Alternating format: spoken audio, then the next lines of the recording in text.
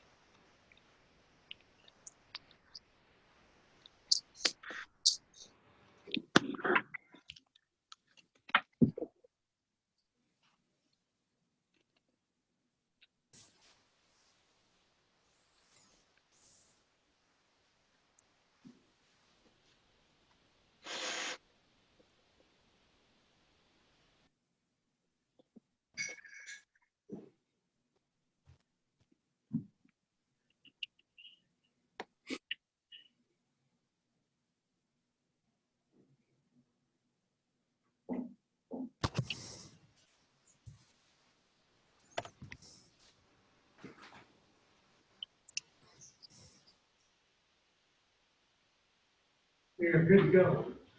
Hey, everybody, sorry about the delays. We'll get going. I'd like to call to order the Fraser City Council regular meeting of May 14th, 2020 at 7:20 p.m. Please stand for the Pledge of Allegiance. Feedback. Pledge allegiance to the flag of the United States of America and to the republic for which it stands, one nation, under God, indivisible, with liberty and justice for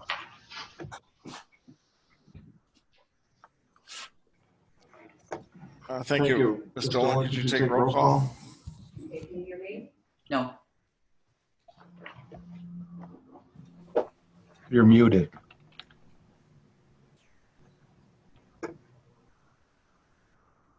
Okay, I cannot unmute myself.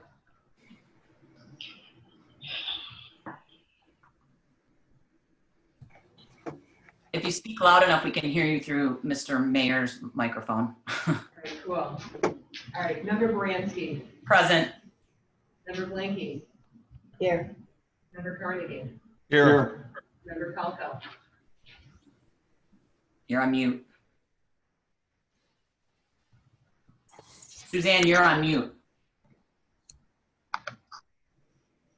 Get it off. Okay, I got everybody off. Member Lesage? Here. Member Shornack? Here. Member Winniwicki? Present. Thank you. Thank you. I'll need a motion to accept the approval of the agenda as submitted. If there's any changes. Councilman Winniwicki. I'd like to make a motion to add an agenda item. And that would be, I think we'd like to put it at 7A. And it would be for a closed session to discuss an attorney-client privilege legal opinion in accordance with Section 8H of the Open Meetings Act. Second. Who seconded, please? A motion by Winnie, second by Patricia Shornack. Remember, all votes are roll call. Okay. Member Baranski? Yes. Member Blanky? Yes. Member Carnegie? No. Member Kalka?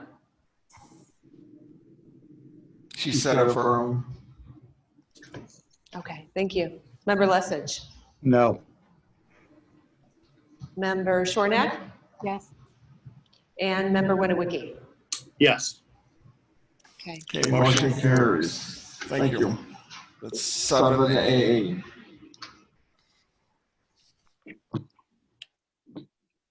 I can't unmute. You're unmuted.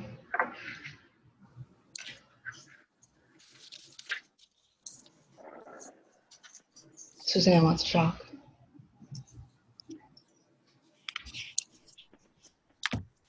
Councilman Colca.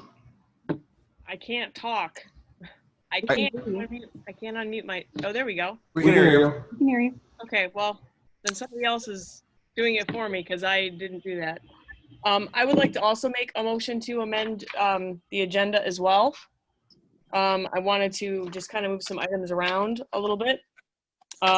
If item A is now the closed door session, I wanted items G and H to then be B and C, which would be discussion of awarding the Fruhoff Road Surfacing project bid as B, and discussion of the cost-sharing agreement for Hayes Road with the Macomb County Department of Roads as C. And I also wanted to add an item K, which would be at the very end, which would be RFP update regarding timing of interviews. And I apologize, I did kind of jumped a little bit. And also wanted to move the item F, which is tabled item discussion of city manager's employment contract, to the end. So I guess actually that would be J and then K. So I apologize. If you want me to repeat it, I will. Please do. Okay. So we just had a motion to amend the agenda for a closed door session. So that would be A. 7A. Yes, 7A would be the closed door session. So moving U and H to B and C. Wait, say that again, Sue. Sure. Moving G and H, which is G is discussion of awarding the Fruhoff Road Surfacing bid contract. We would make that B. And then we would move the discussion of the cost sharing agreement for Hayes Road with Macomb County as C. So in other words, we can get those we can do those right away. I would like to move item F currently to item J, which was the tabled item discussion of city manager's employment contract. So we'll be moving that towards the end or to the end. And I would like to add an item, which would be item K. Okay. Yep. RFP. The RFP update, timing for interviews, discussion. Second.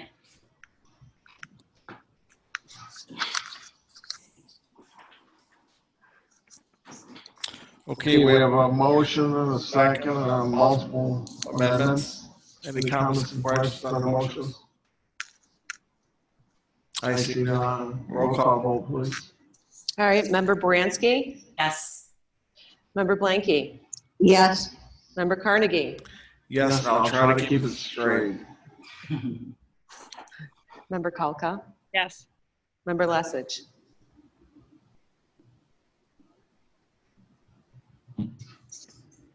Yes. Sorry. Member Shornack, Yes. Member Winwicki. Yes. All right, thank you. Okay, any others? Okay, I'll need a motion to accept as again. I'll motion to accept all changes as recommended and suggested. A second. Second. A motion by Patrice, second by Amy. Call. All in favor? Aye. Aye. Aye. I'm sorry, opposed? Go ahead. Member Baranski, Yes. Member Blanky, Yes. Member Carnegie, Yes. Member Kalka, Member Shornack, Yes. Member Winwicki. Yes. All right, thank you. Hang on a second. Can you just unmute all the council people so I can just pick up on their cues and then I can talk about them?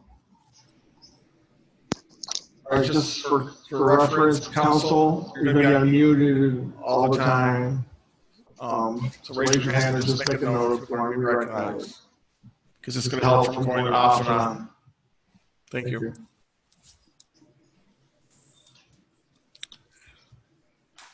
Okay, item 4, public hearing. I'd like to make a motion, we open a public hearing at 7:28. Second. Give a motion second.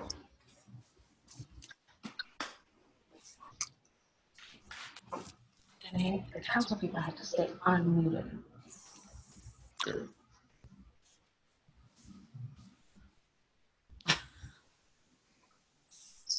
Okay, item A, public hearings of public, proposed 2021 budget and property tax millage rate to be leveraged to support the proposed budget.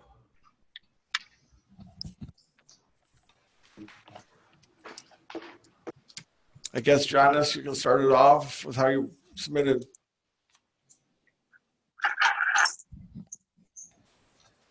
There we go.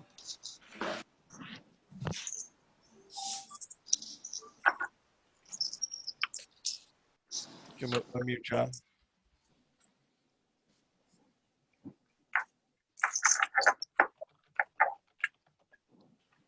Good evening, Mayor and Council. The millage here compared to last year is down about 1.5 mils. And then the PA 33 that's presented, millage is down 2 mils. So in total, it's down 3.5 mils from the prior year, which to kind of look at an average household with about $75,000 taxable value, even with the 3.5% increase in tax value increase, it would be about a $185 decrease in taxes with what's presented here. John, Yes. can you tell us specifically for the residents why we're 3.5 mils down from last year? Well, the PA 33 was at 9 mils last year. That was voted on. This year, what's presented is 7 mils, so that's a decrease of 2. We also had a city hall debt instrument of 0.25 mils that fell off. That's a debt instrument that was paid off during this current year, so that's no longer levied. And then there's a street debt instrument that only has one last payment due. Last year, that millage was 1.8 mils. This year, it's only 0.7. So that would take care of both of those debt instruments. Okay, thank you. And for clarification, the street debt that we're referring to was our 5-year bonded street repairs that we did for several of the. I believe so. I'm not exactly sure what streets it relates to, but No, not specific streets. I'm just saying it was our street bond that we were right, doing. exactly. Yeah. Okay, yeah. No, I didn't expect you to know that. Thank So you. again, John, what is the number of mills difference From last year, the decrease is exactly 3.4762 mils, about 3.5, yeah. 7625. 3.4762.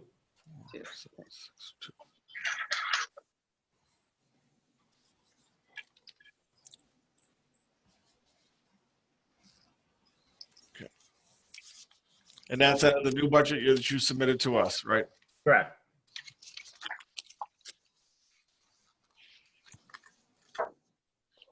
We can take any questions from council budget related at this time. Councilwoman Baranski. Okay, I guess I have 2 questions. One, are we going to actually discuss our budget questions now? Okay. Yes. I have a lot and I want to come back to that. I just wanted to clarify something so the residents don't freak out. We have not voted or agreed or in any way indicated as a council we are going to implement 7 mills under PA 33. John has to prepare a budget with some number, and correct me if I'm wrong, Mr. Walters, you did it because 7 mills is the most we could do.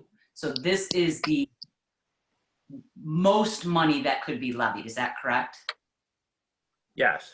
Okay, so, and unfortunately, Mr. O'Neill, I guess, isn't gonna be here today because I had a question for him, and I'm new to council, obviously, because I was wondering why our notice didn't indicate up to 7 mils, that's what we voted on, just for clarification. And I'll get clarification from that for the residents next time. But I just want to make sure everyone knows 7 mils is not a done deal.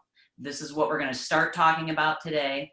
And I have a lot of budget questions, which I'll come back to, but I just want to clarify that. Yeah, I think, Amy, we did state that. I might have been just forgotten about, but it did state in our last meeting it was up to 7 mils, no more than that. And we were targeting maybe a lesser number if possible. Right. Thank you. Yep. Mayor Pro Tem Winniewicki, your question? No. I do not. No. Anybody else on council? I do have a question with regards to the BSNA software for Mr. Walters. Go ahead. My question is this. I think some of the council's confusion when it comes to looking at employees' salaries and whatnot would, because on the BSNA software, the way it's broken down, instead of being like, here's your salary and then subtract FICA, Medicare, so on and so forth, because vacation time would be the same, obviously, unless you get more based on your years in the contract. Holiday pay will be the same basically every year. So when you're encompassing that, I think I don't know if it's possible to do it in the BSNA, but is there like a starting point, like here's your salary minus these particular things that we have to pay out of your salary to really give the nice number? Because when people are looking at it, and if they don't do accounting ever, you know, the way it's broken down in such detail, which is great, accounting wise, you know, for finances and stuff like that. But for the layperson looking at that, I think sometimes those numbers can be misconstrued. So I didn't know if there's any way in the BSNA software to make that more people friendly. You know what I'm saying? Or does that make sense? Yeah, that's a good point. And you know, I work for the city of Roseville, and so in Roseville we don't necessarily do it the same way that you guys do it. So if there's a holiday, there's no holiday pay for anybody in any department except for police and fire, who get paid for holidays, basically. Because they work. Yeah, so like the finance department, they're off on the holiday, right? So they're going to get paid. That should come out of, in Roseville, it comes out of the salary line. Here, it comes out of holiday pay and it comes out of salary. You know what I mean? So it's kind of different. And when you're putting all those numbers together, it looks like those salaries are inflated versus where it should actually be like, you know, here's your salary, then here's this, here's this, here's this. Right. Minusing, instead of, it looks like it's on top of your salary, it looks like it's all these different things. So it looks like it's inflated. So, you know, I know some people don't feel those are necessarily accurate numbers. So that is my question / concern, if there is a way in the BSNA software to break it down so it's, you know, more understandable to the layperson who doesn't look at budgets and doesn't look at GLs and stuff like that as a regular occurrence.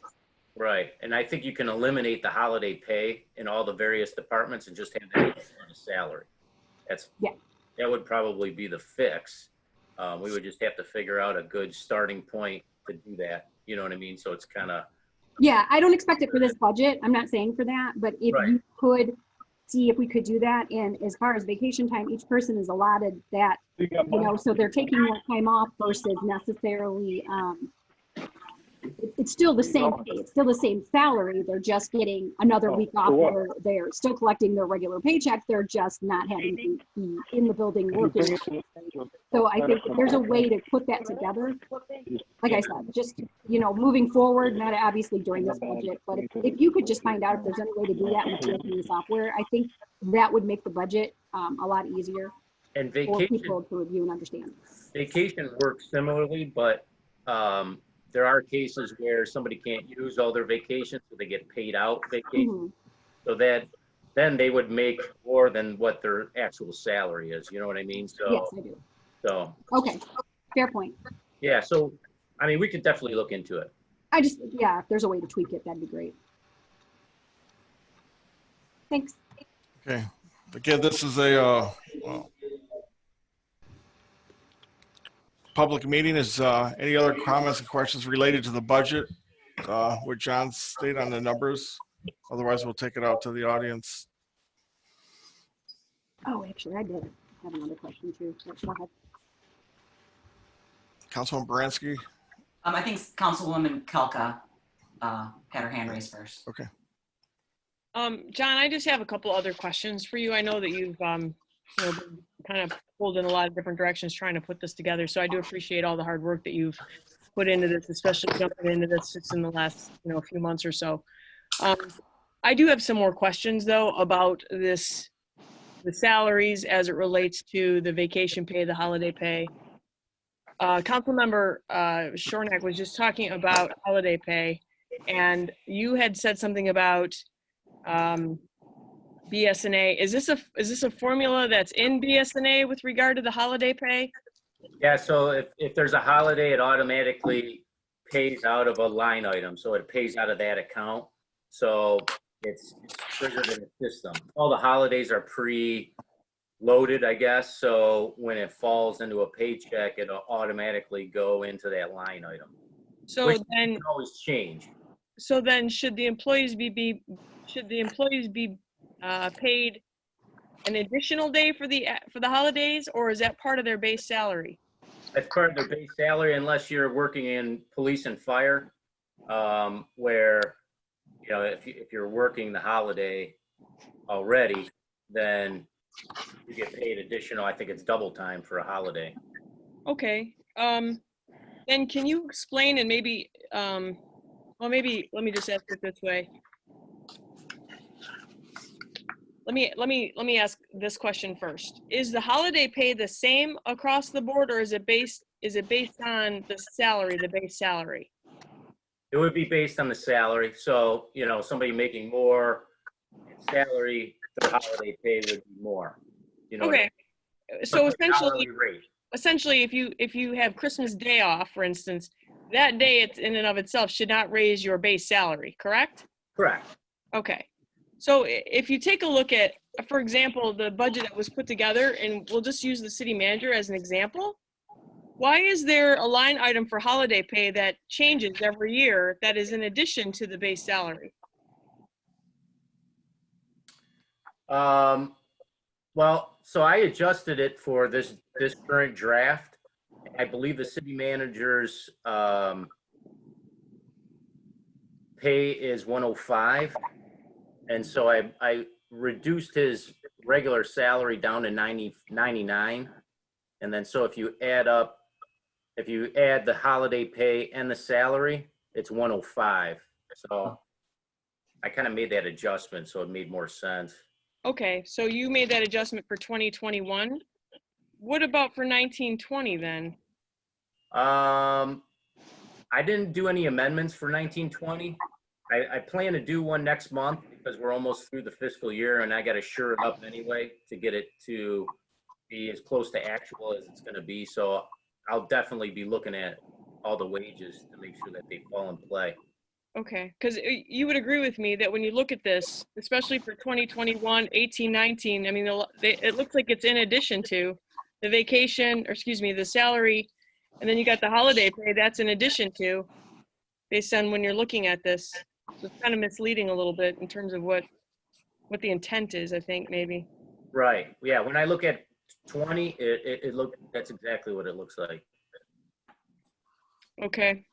And then my next question, and I'm sorry, John, you may not be able to answer this, but do we have anything that to measure comp time in terms of what the criteria is for, when an individual wants to work over 40 hours a week? I believe that it needs to go through the department heads. So each department head would make a determination whether or not comp time for somebody is acceptable, and then approve it. I don't know if it's formally approved or verbally approved. I believe it's probably verbally approved. And then it's logged into the system and tracked. What system? BSNA? Yeah, BSNA. Okay, so all the comp time would be logged into BSNA? I believe so, yeah. Okay. But who logs it? It would go through payroll. So when a department submits their payroll, it should have all hours worked, and then it would have extra comp hours, which goes into the system and is tracked. So if somebody takes comp time, then it would be a reduction of that bank. Okay. All right, and then the holiday pay, is there, or sorry, the vacation pay, is there some sort of formula that's used when, or to determine whether an employee can take comp time versus vacation time? Or is it just an unwritten rule that, hey, I got all this comp time, why would I ever take vacation time? Yeah, I don't know what the rule is. Usually, you if you have comp time, you probably use that first, I would say, because people get paid out vacation if they don't use it, right? So that's probably what everybody does. I believe there is a formal way of requesting comp time, or it has to be signed off by a supervisor. I don't know if it's all departments. Oh, for sure. Yeah, there's a request that goes out, and then it's approved by the department head. Okay. All right, so my next question just has to do with then the draft 3 for the budget that you have, the very last line item, then all those adjustments that you did. Obviously, it looks like, because there's draft 2, draft 3, you went in and actually went through, and those are the actual salaries that you project being made through the end of the year, correct? Right, yeah. Okay. 21, yep. Okay. I don't have anything else at this time. I appreciate your time in clarifying that information. I'll be doing some additional follow-up. Thank you. No problem. And again, to council people, if you have any specific questions, make sure we just put them in writing for the city manager since he's not here. He said that he would get back to him right away, get an answer back to you right away. Councilwoman Baranski. Yes, I did put a couple of questions about the budget into writing. And John, the city manager deferred them to you. So I'm going to ask you, I didn't get a chance to call you, so I apologize.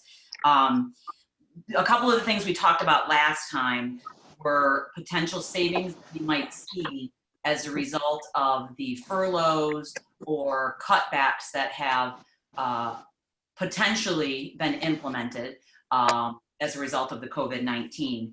Were you able to make any predictions with regard to revenue that we will save from this year's budget for the reductions in the clerk's office, the building department, the Parks and Rec and senior department?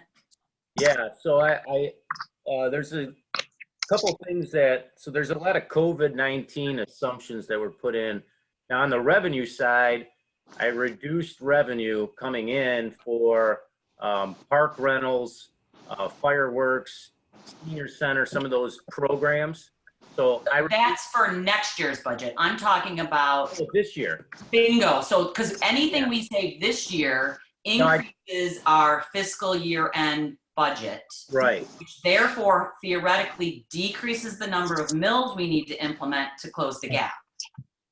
So that's why so for example, and I said this last time, it clearly was not interpreted properly based on information I've subsequently learned, but the governor indicated that she was laying off a set number of employees for 2 weeks and expected to immediately realize $5 million in savings that she was going to be able to apply to the current year budget. Right. So that was what prompted my question last time that I followed up in writing is, how much are we expected to see in savings? And the city manager indicated that you would provide that information. And if you don't have it, that's okay. No, I do have it. I thought you were talking about 21. So in fiscal 20, no, yeah. In fiscal 20, the estimate is about $43,600 of savings due to layoffs.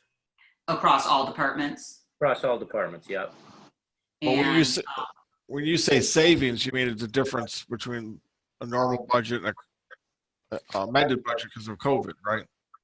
Correct. Yeah, just for this current year that we're in, because of all the layoffs, we budgeted for a lot of these temp employees to work throughout the whole year. A lot of them have been laid off, Some of them have been laid off, so it equals about $43,000 of salaries that are not going to need to be paid out for this year.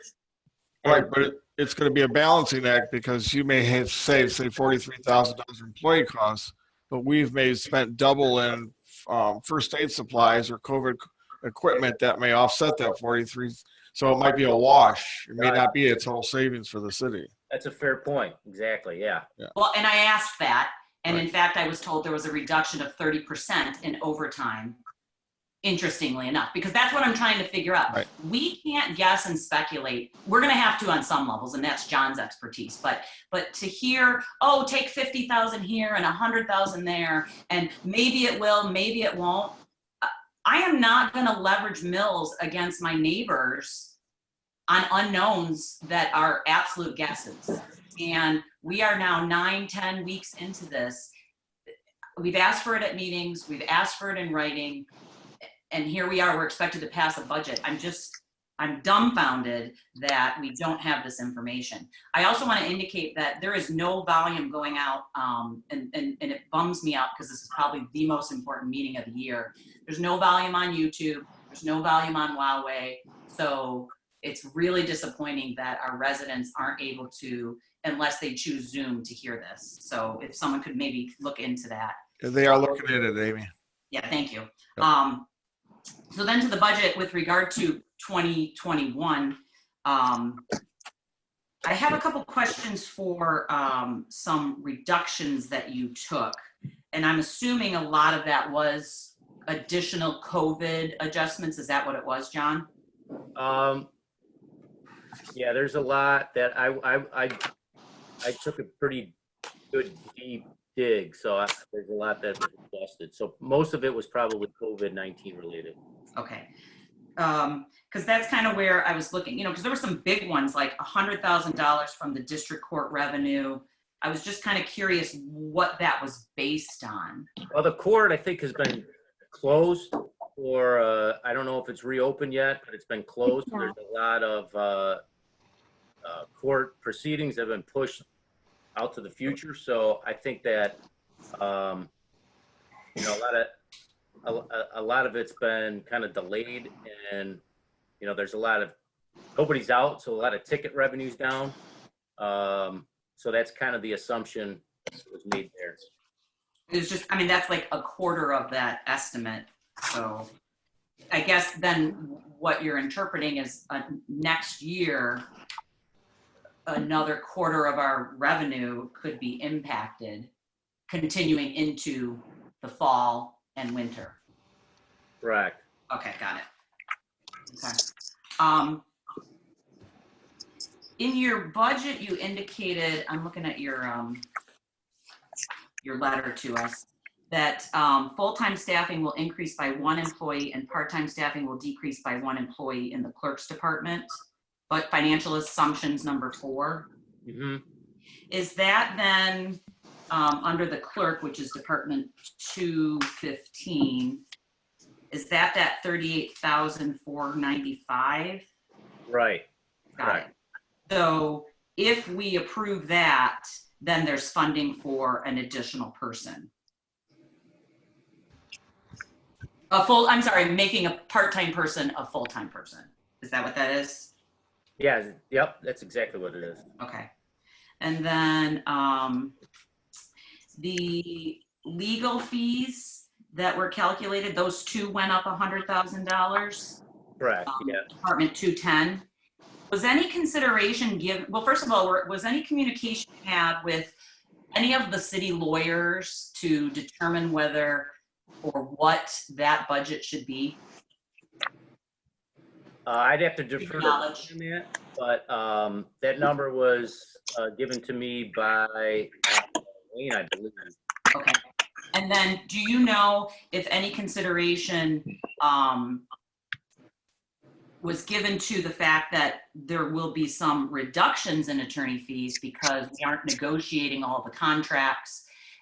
There may not be litigation, those kind of factors that would decrease the expenses we had this year to offset the added expenses that we will have next year. Do you know if there was any consideration for that?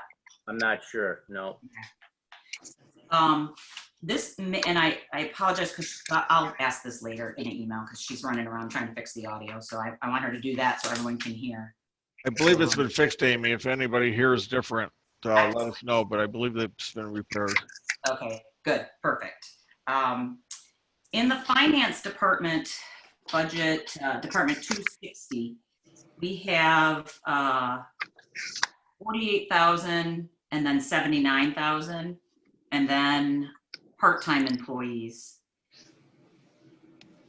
What's your understanding of what that salary wages funds? The approach I took was I made it pretty much the same as 2019 because I feel like the personnel in that department hasn't changed much. Okay. So I kind of mirrored it. Okay. Does this include the additional person that they had talked about in the past? It shouldn't, no. Okay, so this would just be the existing employees and then a full-time finance director. Correct, yep. Okay, got it, perfect. And I'm just going page by page just because it was easiest. Nope, you're fine, Amy. Thanks. And luckily everyone is saying they can hear, so thank you, Michelle, for fixing that.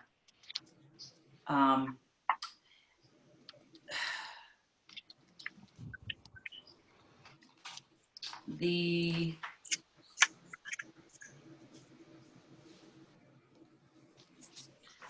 salaries for the PSOs went down about $220,000 with your revised draft number 3. And I'm just curious why that is. Well, I wasn't sure where the significant increase from 2019, why that was put in. So what I did was I looked at what was paid in 2019 and discussed with Wayne and Mr. Pettis about, staffing levels. Are they kind of where are the staffing levels today or for fiscal 21 going to be similar to what they were in 2019? And I was told they are. So I reduced the wages, significantly to kind of mirror 2019. Okay, so the proposed budget that you inherited, this was not your budget, and I appreciate all of the assistance you've done in trying to get up to speed on it.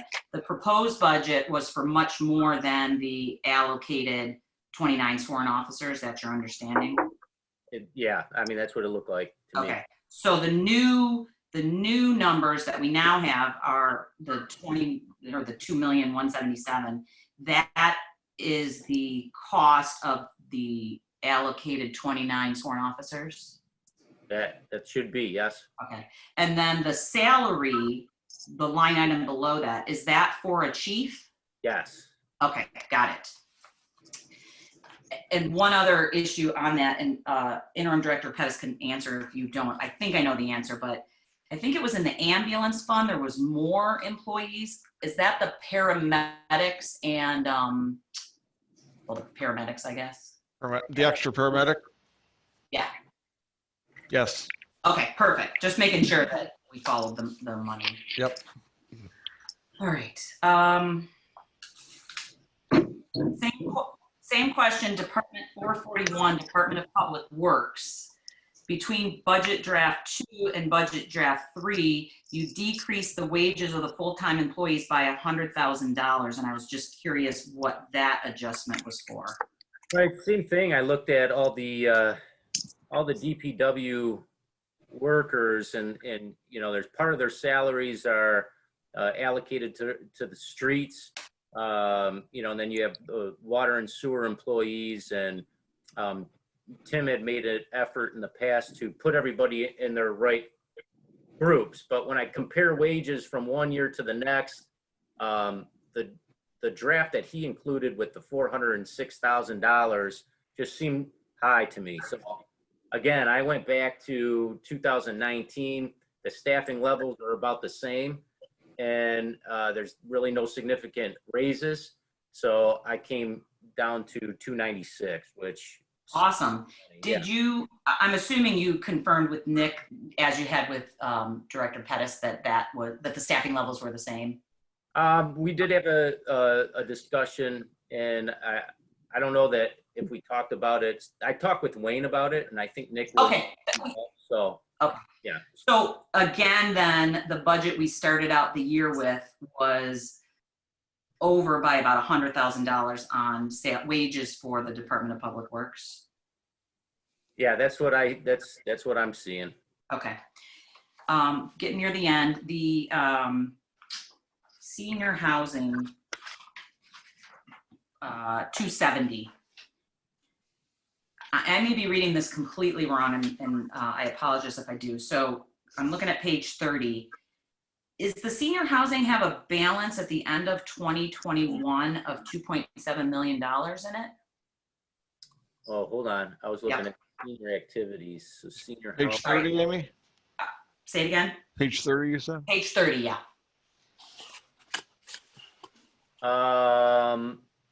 Ending fund balance 2.7 million. Yeah, that's correct. Okay. And so that's an enterprise fund, and those are funds that only can be used for the senior living facility, correct? Correct, yep. So then I know that we were talking about doing things and things like that. That's where, so that money is preserved for like the, I can't think of any, the patios, the balconies, the siding, the roof, all of that kind of stuff. Yeah. Right. Yep. Perfect. Similar type question in the general debt service fund, Fund 301, page 31. If I'm reading it right, we have a balance of $106,000 there. Correct. And is that money that would be in the general fund, or is this a separate fund? It's a separate fund, and this is something that we've got to probably put a little argument together, but this, usually there's an administrative fee that's charged to the debt funds, you know, to put the millage on the taxes, to collect money, to go through the audit. So there's an admin fee that's usually runs through this fund that gets charged back to the general fund. And I don't see that was ever charged. So my belief is this $106,000 represent an accumulation of fees over the years that can be brought back to the general fund. Perfect. So we can take that 100,000, put it into the general fund because the debt is paid off and there's no more administration needed. And I thought my time was up.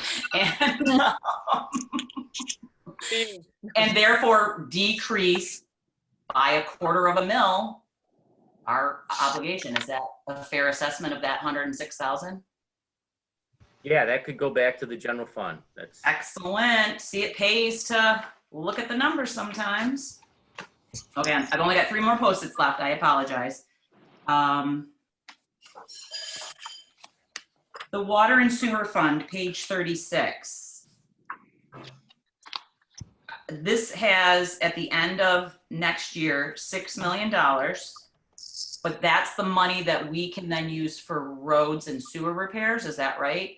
No. No. Okay. Can you tell me, Councilman Lethich? Yeah, not roads, but sewers. It can be used for a sewer repair, water main repair, anything that's related to the water and sewer fund. Okay. Well, And the fund balance also represents the assets in the ground. So correct. yes. So Oh, it's not all of that cash. is not all of that is spendable cash. No.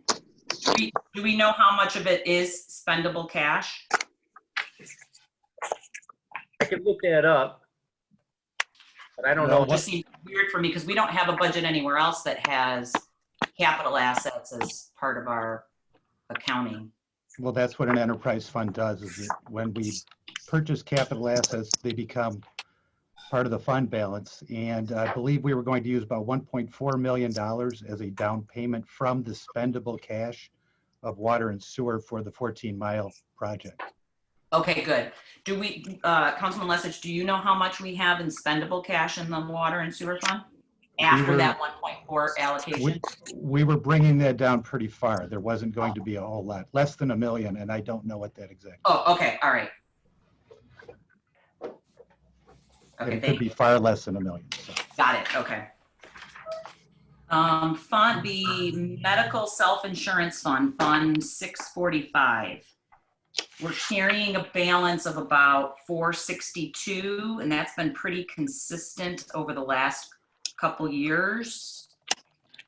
Is there a reason that we are having $500,000 sitting in that account? Not that I know of. I mean, it's probably there as a, the smaller the fund, the more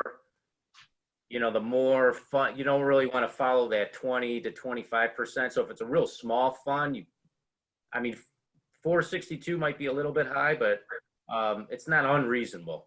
What is this fund for?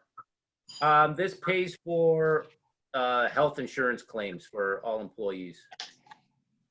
So basically, money comes from the general fund, the various departments, and it goes into this fund as revenue, and then the claims are paid out of this fund. I got it. So if I'm looking correctly, it's pretty much been operating over since 2017. The money taken in is covering the money paid out. Right, and that's by design.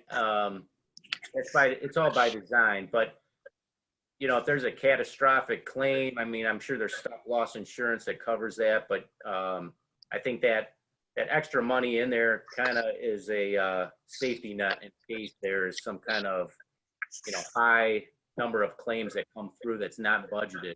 Got it. Budgeted for a certain amount per department for the year. If something goes awry, that's there to help. Okay. And then that too is its own separate fund, not part of the general fund? This medical self-insurance fund, yeah, that's separate. Okay. All right, then the last. Amy, just for history, we had a year a while ago that hit us really hard with insurance claims. Yep. It wiped out that fund.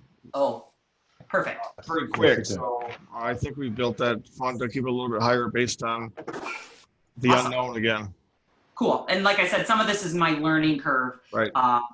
Okay, the last fund, the motor pool. Were you able to take that deep dive and figure out how much of this money we can, if we so choose, to put back into the general fund to decrease the mills? Yeah, and I had a discussion with Nick and Wayne about this. There's a number of vehicles that are not in this budget but need to be replaced. And so I guess the thought was that $1 million or $950,000 out there, a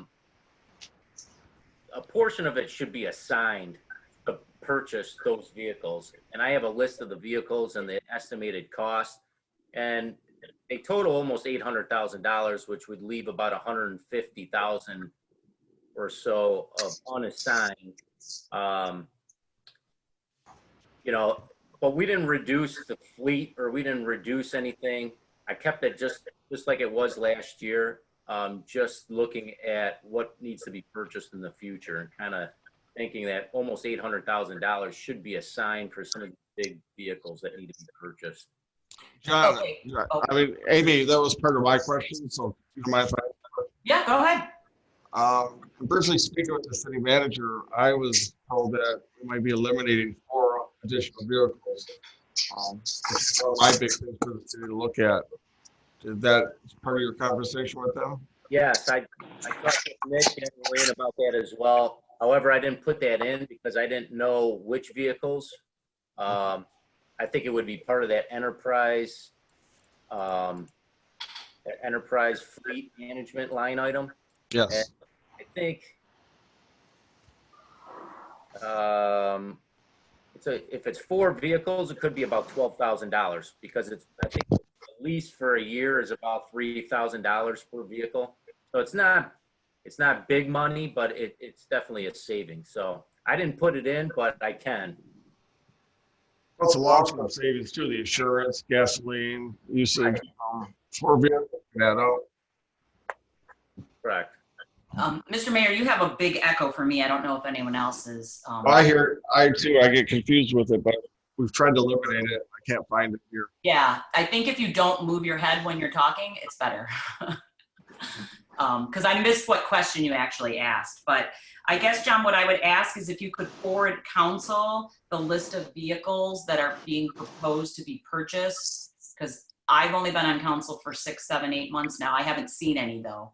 So obviously, when we're being asked to tax the residents, and there's potential to reduce that tax, that has to be viewed in need for the vehicles versus wants. So that I would just, if you could forward that so that we could review that. Sure, no problem. And then,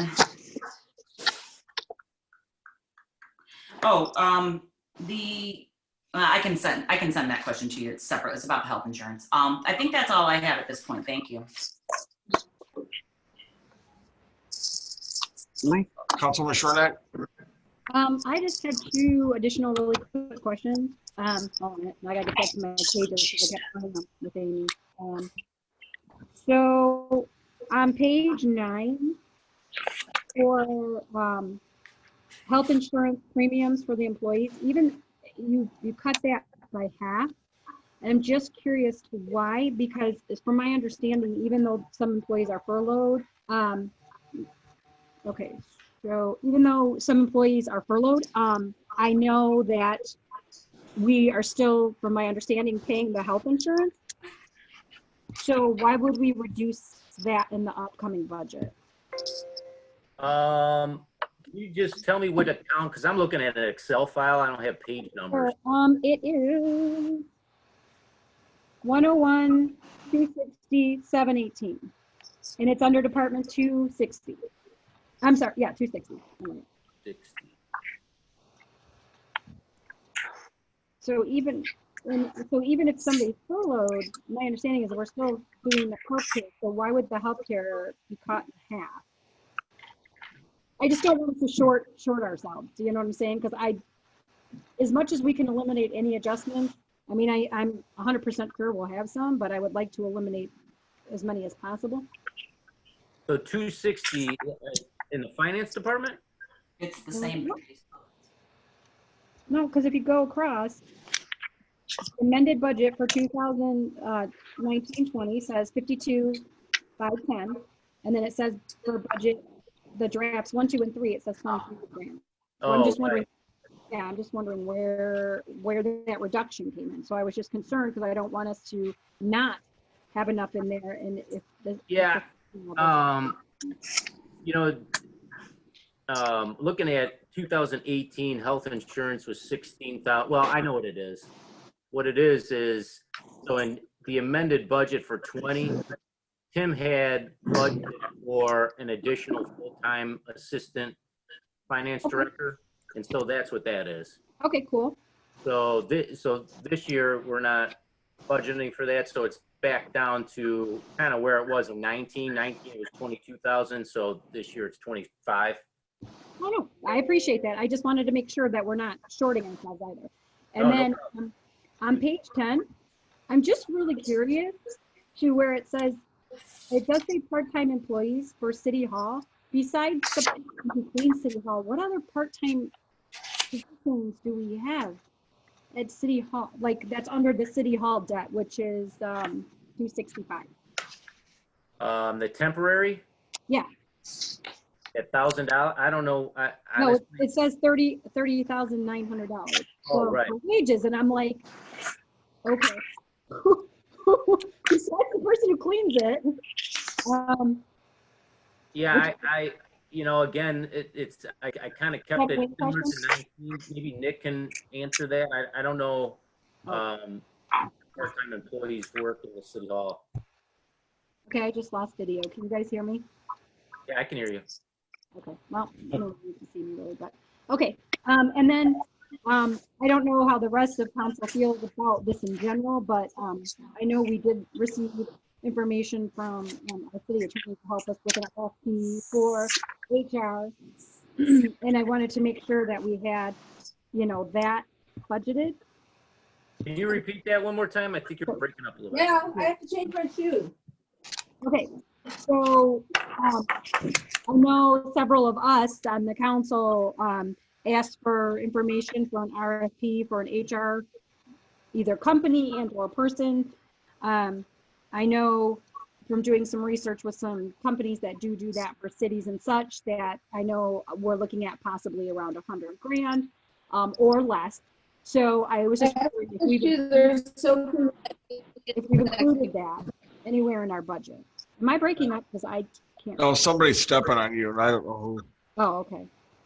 That, actually, I did not discuss that with Wayne or anybody. I think maybe it was brought up, but it wasn't, it was in passing, and Yeah, I know we haven't voted on it or anything, but I just want to make sure if that's something the council's going to move forward with. I wanted to make sure that we had it properly budgeted for this upcoming year, because that's when it would be, we would, yeah, obviously. as far as I know, I don't think that's in the budget at all. Yeah, I didn't see it. That's why I was asking if you had it. Okay, so I'll just follow up with Wayne. Well, obviously, council, we all need to make a decision on that and come before this budget gets passed. So I guess we have to, Mike, if we could add that to the next meeting so we can make that decision on what we're going to do, that would be great. Because if we're going to do it, we're going to have something in the budget for it. And I don't want to have to make a budget adjustment or just budget amendments for that particular thing, since it's something we've been discussing. Yeah, we'll be talking about it per Councilman Kalka's request on the agenda Oh, okay, for June? tonight. Oh, tonight, okay. Oh, yeah, no, I see, but I just. Yes. Okay. Yeah, if we're ready, yes. And I will digress till then. We're good. I Councilwoman have no other Liking. questions I'll ask.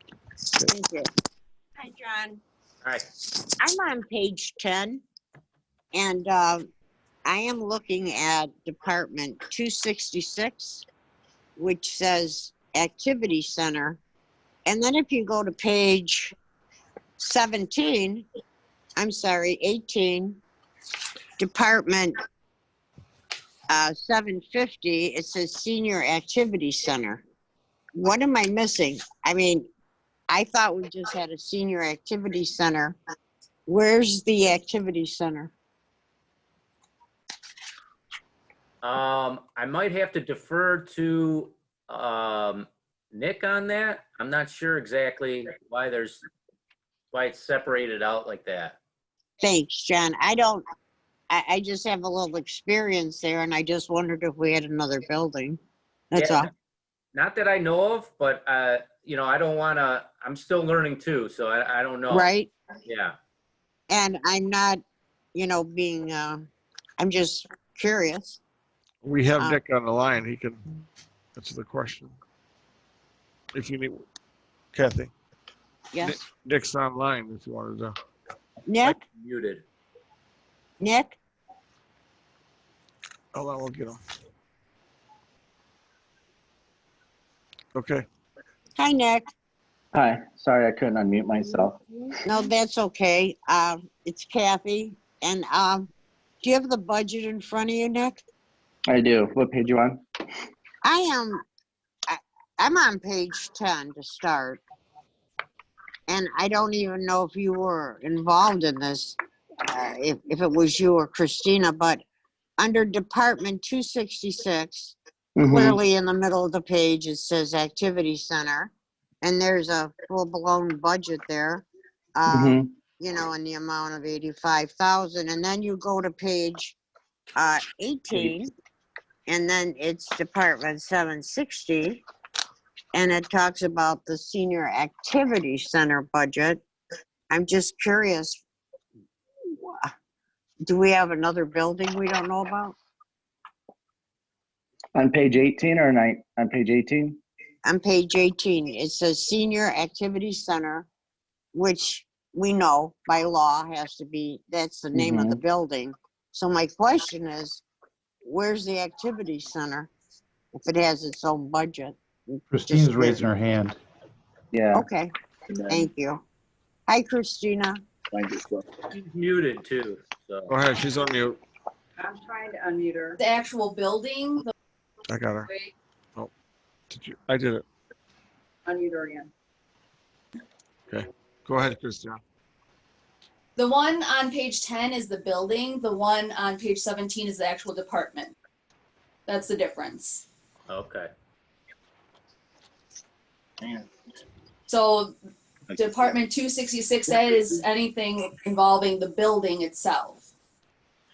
Okay, so then the building would have Medicare and FICA and wages and, I mean, I understand that. For employees who maybe clean the building or provide maintenance for the building.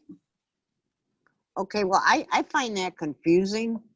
Is that, pardon? Okay.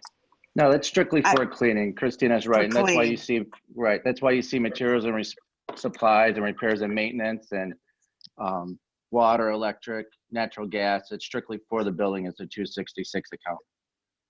Okay, but Christina, I'm correct in saying, I think that the identifying, and it's just, I'm not being, we call it the Senior Activity Center, right? For all other practical purposes.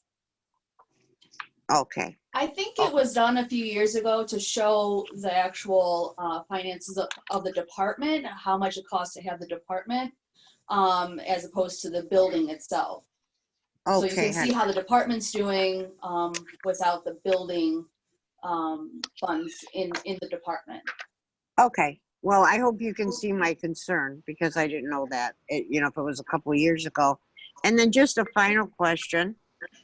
On page 17, under your recreation budget, 691, toward the end, it says vehicle repairs and maintenance.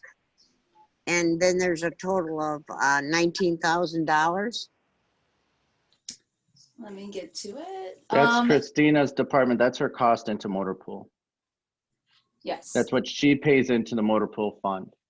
Okay, then I'm assuming under the Senior Activity Center on page 18, Department 750, it's 19,763.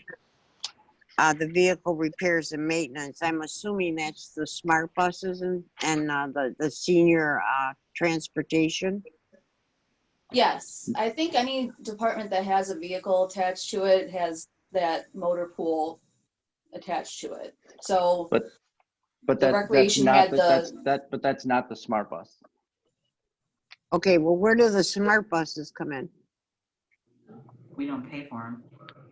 Yeah, you'll find that that's at the yeah, you don't pay for it. You'll see that at the beginning of the budget. I believe it's on page. Was it on 2 or 3? Is where you'll see the smart bus come in. But yeah, that's smart not bus revenue. Yeah. We don't pay for the buses in any capacity, Kathy. No, that's through the CDBG fund, Yeah. right? Okay, I just wasn't aware of. I just wanted to question location and those two charges. Thank you. It all means if any budget can be simplified, please take action to simplify it. I think Councilman Boraski has some other questions. Oh, no. I just was muted and. Mayor Pro Tem Winowicki. Yeah, John, again, thanks for all your work in trying to clarify all these numbers and reduce in all the appropriate categories.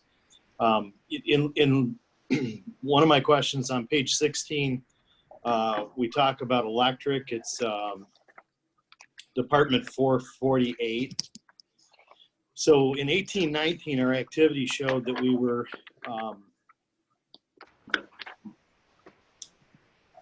we had under the second line under electric street lighting, we came in at 184,632. Current activity from 1920 through January 30th, if I annualize that, I come out with 186,972. And we amended the budget last year to do 196,8. And then the first draft all the way through the third draft, we bumped it up to 216. Now, assuming that's for electric service, and I know you went through all the other departments and buildings and you reduced the electric service, I think there might be about 30 grand there that we might be able to drop off. Okay. I know that we've had a significant, in Roseville, we had a significant increase in our rates for street lighting, but I know that you guys flipped over to the LEDs and there's some savings here too. So, yeah, I didn't touch that one because I think that that number we can find out, you know, right from DTE what that's going to be. So that's a good point. I didn't touch that one. And then the other two questions I had was in IT. From first draft to third draft, we jumped up 150,000. Yeah, that was a request by Michelle for some hardware and software. I think she put that in her presentation and it never made it into this budget. So I put it in. And according to Michelle, I put it in all as software, but I think it's only $50,000 of software and $100,000 of hardware. So I got to kind of move some money around there, but it's in here. So that's okay. And then the other, and I think Councilwoman Baranski brought it up in the clerk budget that seemed to jump as well. I think with a net somewhere of about 32,000 increase. Right, and that's the difference between changing a part-time person to full-time. And that's assuming that that position's going to get approved. Yeah, I put it in. Yeah.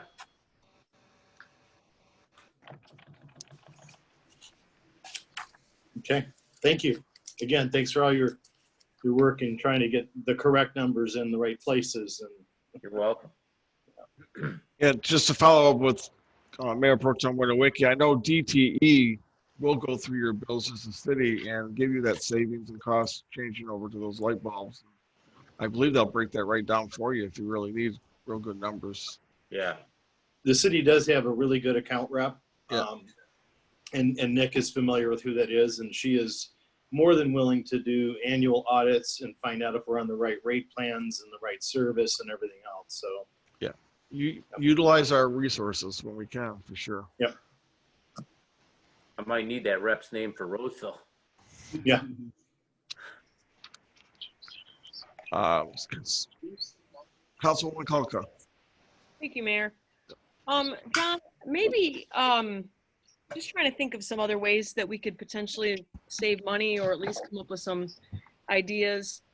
Would it be possible, and I know that we have another meeting scheduled for next Thursday, but I know that, you know, given in light of COVID-19 and the, you know, the issues with Parks and Rec and whether they are going to be able to function this fall or even this summer, obviously, would it be possible, and maybe Christina, you can answer this if you know, to work together maybe in the next week to come up with a budget or something that would reduce what we have here, given a short-term shutdown of Parks and Rec, you know, at least through the summer, so we can kind of see what that looks like.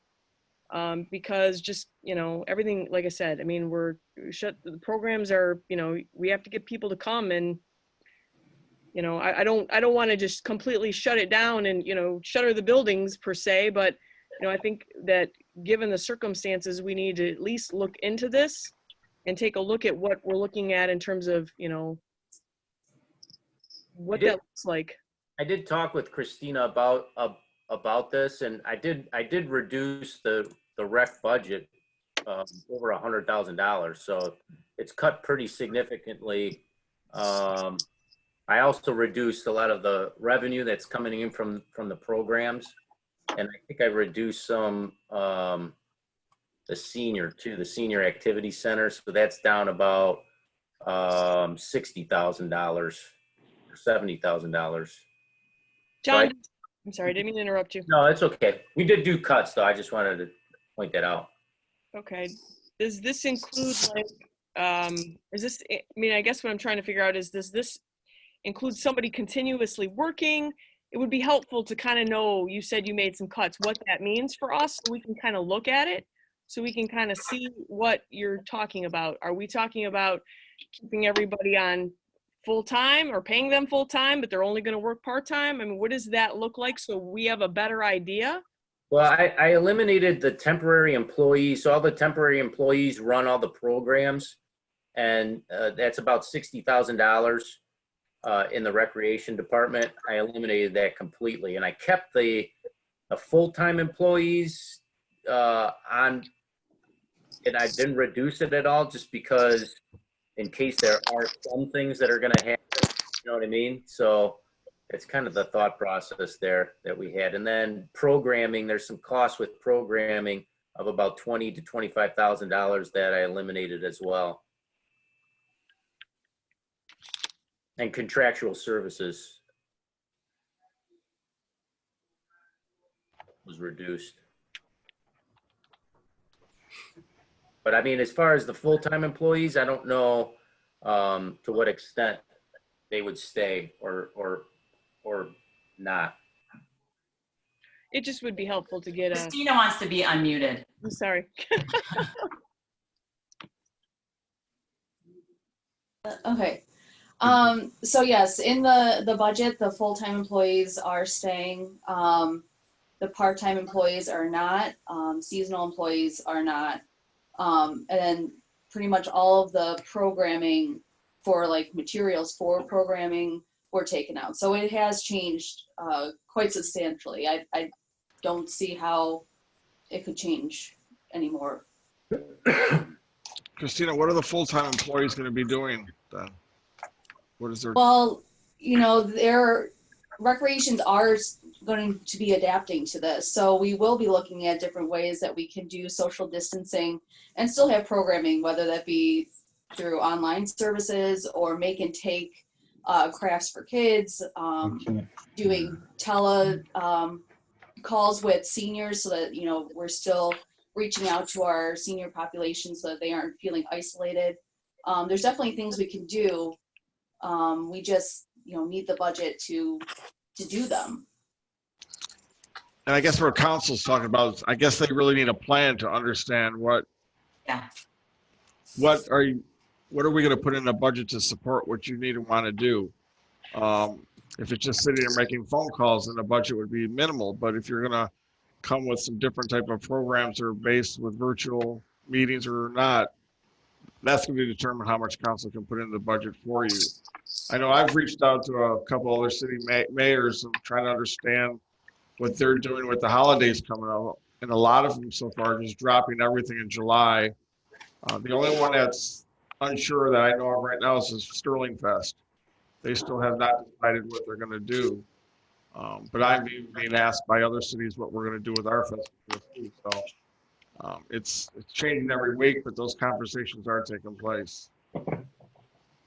They're putting plans together to what they're going to do for the rest of the year. Councilman Baranski. Yeah, just staying on this, Christina, if you can stay on. So if I'm looking at the revised budget, if I add the three things together, we've still got $85,000 for the building. That's maintenance of the building, running the building. That really wasn't reduced very much. And then $178,000 for the recreation and $129,000 for the seniors. And that, I'm assuming that keeps at least a van driver. Is that, I mean, you said you eliminated all part-time and seasonal help. Is that only, how many employees does that keep? So there's myself, a full-time employee in each department. So a full-time in recreation and full-time in senior. And then a part-time van coordinator in the senior department. And then the van drivers. No, okay, I meant under your new budget. So does that only keep the 2 full-timers? Oh, yes. Yep, just the 2 full-timers and myself. So that doesn't keep anyone to drive the van? Well, we still have the van drivers. We're not going to be doing that ourselves. So that's what we're trying to figure out is, you know, because that's $392,000 that if we don't get to open or we only get to do it on a scaled back measure, is that an opportunity for us to reduce the tax burden to the residents in the short term? I'm not in favor of closing it entirely, but I have to be realistic that to pay money out of my neighbors and my pocket for people that have been laid off, that haven't gotten unemployment, that are gonna be laid off. I struggle to do that. It would be a different situation if we weren't going to PA 33, but, so I would appreciate, as directed by the mayor, something a little more concrete. You've, let us know before next Thursday or whenever the next meeting is, how you envision utilizing this $392,000 between the two departments, please. 307,000, and the 85,000 is a fixed cost of the building. But We've the cut this. cost would go down if the building were closed. No, You wouldn't need to be, No, why it would you wouldn't. be cleaning a closed building? Okay, it goes down by, we looked at this a couple years ago, and there are fixed costs to that building that do not change. So they say, we have cut the recreation and senior budget by 40%. So you have to decide if you want to have a program at all. And if you don't, then we are putting a stake in the heart of Parks and Rec and senior activity. Well, that's why I asked for the department head to give me her vision. Sure, but there's been claims here that not much has been cut. It's been cut by 40% so far. I don't know that anyone said much was cut. I didn't say Okay, that. all right. I think he did a huge cut. You cut 60,000 by eliminating all the summer help. We I get cut it. $215,965 so far from that budget. I think the issue for the residents is, what are we going to have for the 303, even if it's whatever you said, 307? What are we going to get? That's fine. Then our public policy decision is whether we want to have a department at all for fiscal year 20 and 21. If we don't, that's fine. If we want to hear from Christina, and I'm sure she has ideas, but I went through this when I was on a Parks and Rec commission in 2007, and then in 2008, the Great Recession happened. They cut the department drastically, went to a part-time director, and it didn't recover for nearly 10 years. And that's my fear, is that this is an existential threat to the Parks and Rec and leisure services, so to speak, for this city. If we are interested in programming, it's going to cost some kind of money. And the budget has taken out all of the programming costs or programming budget. So even if Christina wanted to do something, she has no money to do so in terms of hiring people Christina, can you come back next week with some ideas and possible amounts of money for that? I can. Okay. Yeah, we just need a plan. Yeah, I do want to caveat it though. Nobody has a crystal ball for this. No. I have no idea when things are going to be in a place where it is safe to do programming again.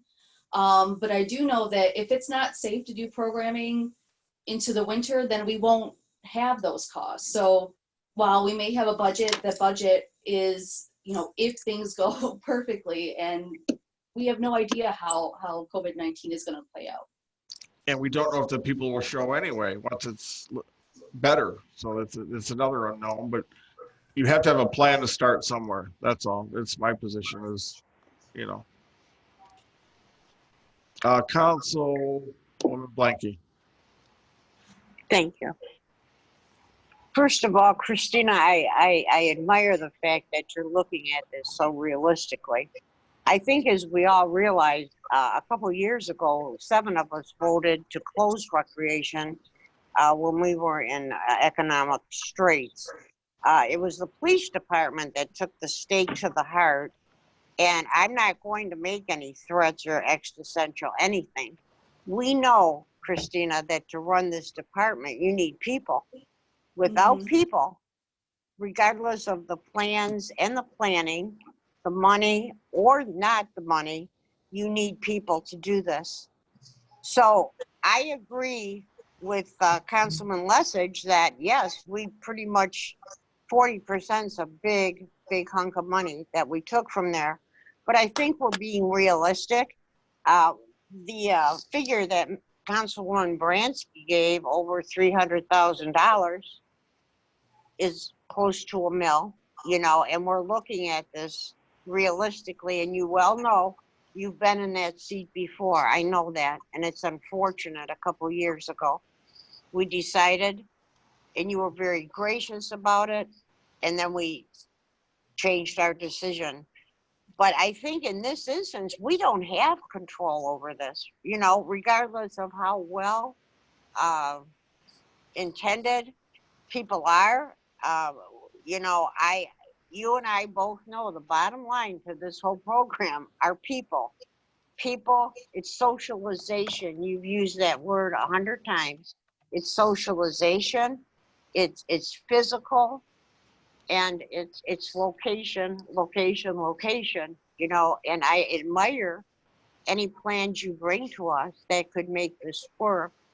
But in my heart, I just want to clarify that I feel bad you're in this position again, but actually our hands are tied on this. And I hope you realize that it's not personal. It's just what the COVID, I mean, that is the unpredictable factor here. And I look forward to seeing what you have to offer. And I thank you for what you've done. Thanks, Christina. Thank you. Okay. Councilman Kolka. Thank you, Mayor. So this is what I was just kind of getting to. We do need a better plan, more direct plan to kind of give us some guidance as to what, you know, what your intentions are. So we know kind of what, you know, where we plan to spend the money. We're not trying to put a stake in the heart of Parks and Rec, and given the circumstances, this isn't going to take 10 years to bring back. No one's getting together. That's the circumstance. That doesn't mean that people aren't going to want to get together next year.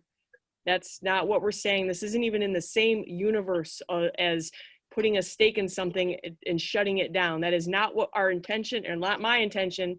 My intention is to make sure that there's full transparency here, 100%.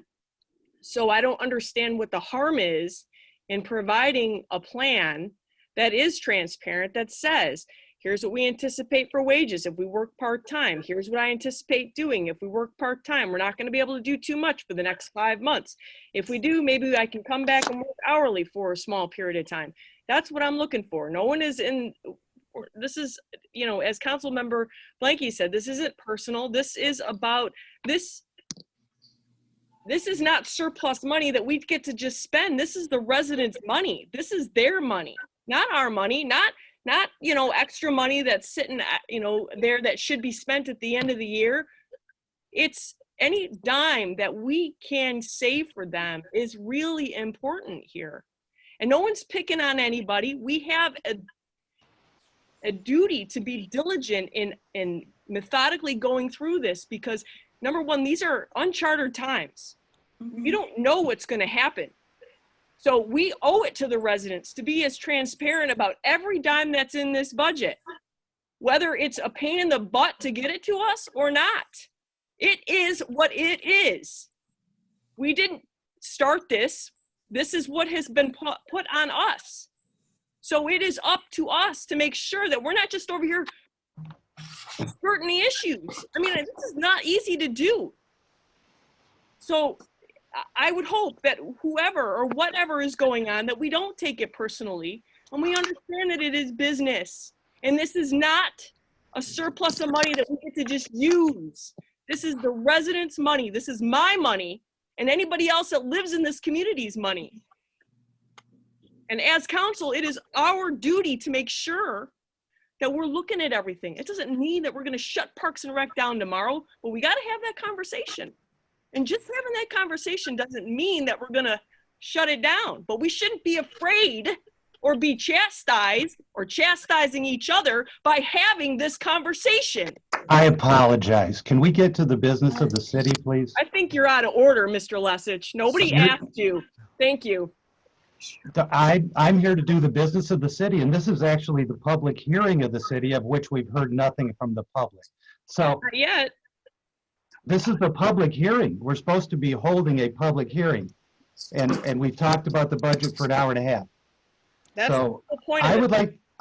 No, the public hearing is so we can hear from the public. That's the point of the public hearing. If you don't want to hear from them, fine, keep talking. Can you just stay in order? I'd like to get on to the business of the city. Okay. I get it.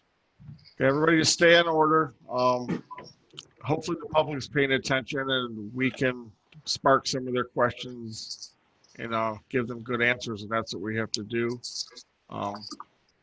And Christina, anytime you need help, if you need help or even wanted to look at, I'm a full fan of Parks and Rec, and I'd be glad to put on a mask and help with your team if you need me to sit down, because I know we've had brainstorming sessions together, and they get kind of crazy with some crazy ideas, but sometimes they work. So I'm sure we can do that. But I'm glad willing to help anytime for sure. Thank you. Anybody else at council at this time before I take it out to the public? Councilwoman Blanky, you all set? Yes, sir. Anybody else in council? Okay, Michelle, can you check for me if anyone in the waiting room would like to comment on this first open meeting? Well, we need to have a public hearing, so we have to open that meeting. Well, We never did. actually, I did. You did. Yes, I did. Well, what time was the public hearing open? I didn't catch that. Yeah, 7:28. Okay, if anybody in the audience would like to talk, please raise your hand.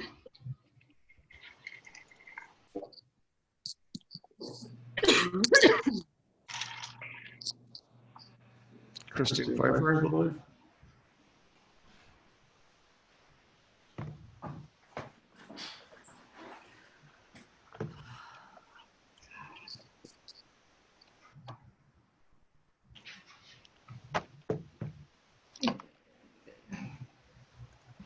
All right, can you hear me now? Oh, yeah, there I am. Yep. This is Deanna Reiner, by the way, my sister's Zoom account. Okay, go ahead. Anyway, do I need to give my name and address or no? Yes, please. Okay, Deanna Reiner, 15569 Luxembourg, Fraser. And just have a couple quick things, especially with this budget cut. I just want, as a resident, say, please do not touch public safety where we lose services from them. I believe we need to be in a situation where we're doing critical budgeting at this point and make sure we retain all of our critical budgets. And I know Parks and Rec, we've used them for years. We've seen the ups and downs, but as a taxpayer, I have a hard time with a department that's not functioning at the majority of its capability, that we're paying for 3 full-time employees. So again, I know we all need to take a cut back, but again, as we talk, public safety got hit so hard at the beginning, and they're a crucial service for our city. So that's my 1 and 2 points, and that's it. And thank you so much for allowing us to be part of this. Well, thank you for your input. Appreciate it. Anybody else?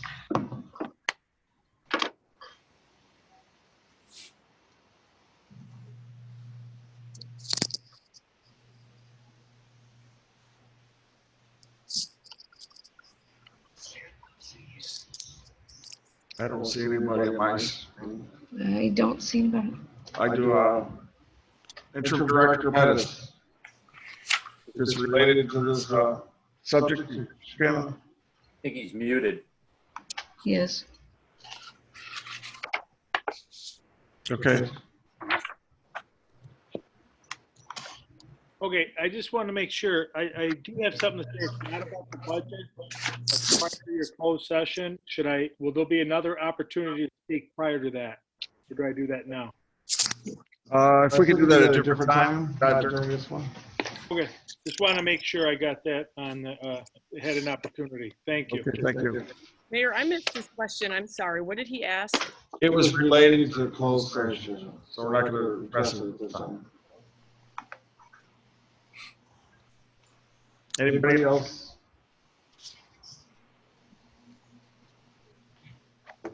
Can I see nobody? Councilwoman Gransky? Yes, I just, Mr. Mayor, because of the uniqueness of this meeting being Zoom, and I know a lot of people have apprehension about it, I did offer for residents to reach out to me, and if they had any statements, I was going to read them as part of the public hearing. So I want to make sure that everyone's had the opportunity that is participating to do that, and then I just want to read the statements that I did get. Before I do that, I want to apologize to the residents if anyone thinks that we were delaying this public hearing. I specifically sent an email asking what the process was in terms of when we would ask these budget questions. And I thought it was important that the residents hear before they speak so that they knew what we were investigating. And I was told the process would be exactly as it was by Mr. Mayor tonight. So I don't think that we intended to waste your time. Instead, we intended to inform. At least that was my intent. And then just a couple of statements that I got from some residents.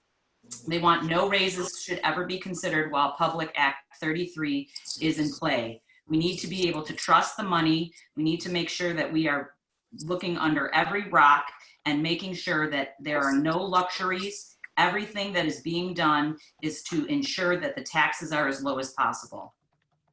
Also, we need to eliminate everything that isn't essential. Amy? Oh, sorry. We would need a name in that for the record. Did they were able to give their name and record?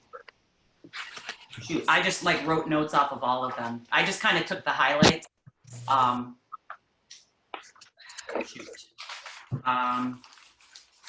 Okay, so if we can't, I'll see if I can pull up all the texts and emails. Okay, that just protects everybody and make sure that we get the right information. And also, like, I did have a couple, two residents took my calls and I had them personally with them. Perfect. And they were watching tonight, but they didn't need to be addressed by entire council. They're going to watch and they can ask questions to council again. But the ones I received, I did answer the ones in person to them by the personal phone call. Okay, perfect. And so I just apologize to everyone that reached out to me. I didn't realize I had to give your name and number. So I was trying to be efficient and fast, and Right. I'll get to it. And I will share personally your concerns with each of the council members in an email so that your voice is heard.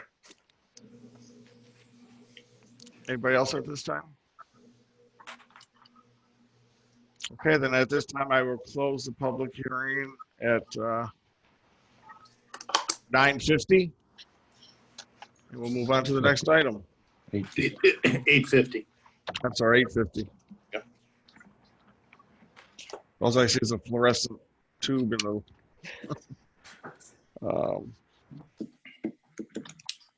Okay, item B, public hearing 2021 police and fire special assessments. At this time, I'd like to open the meeting on item B at 8:51.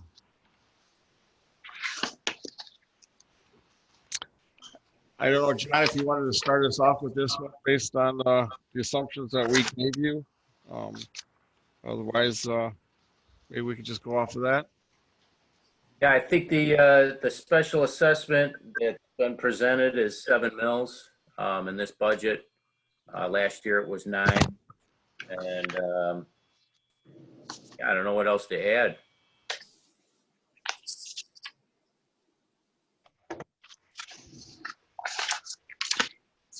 And then we'll listen to council if they have any comments or questions or statements they'd like to make on this special assessment. We did state that it could be up to 7 mils, not saying exactly 7 mils. And I believe some council people made the statements. Our goal was to try to get lower than that. And I believe now's the time to just talk about maybe our positions or which way we're leaning towards. And I don't know if we have to have a final number tonight or not. But. So I think the final number really would be contingent upon what we hear next Thursday with the culmination of all the budget changes.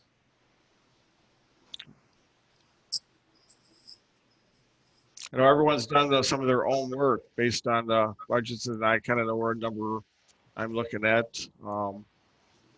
If it's in line with everybody else's, I don't know, but. Want to share yours, Mr. Mayor? I was looking about. I actually reviewed the first budget, and I was looking at close to 5. But with the new budgets, I did my own cost downs and a loss in PA. I'm sorry, the pandemic. Similar to what I did in my business structure. I looked at it, we lost about 1/4 of the year and up to 65% of the revenue, with only savings of about 45% in expenditures. So the loss of revenues generated is higher than what the expenditures were going to be. So I came out about 5.75. This is my number.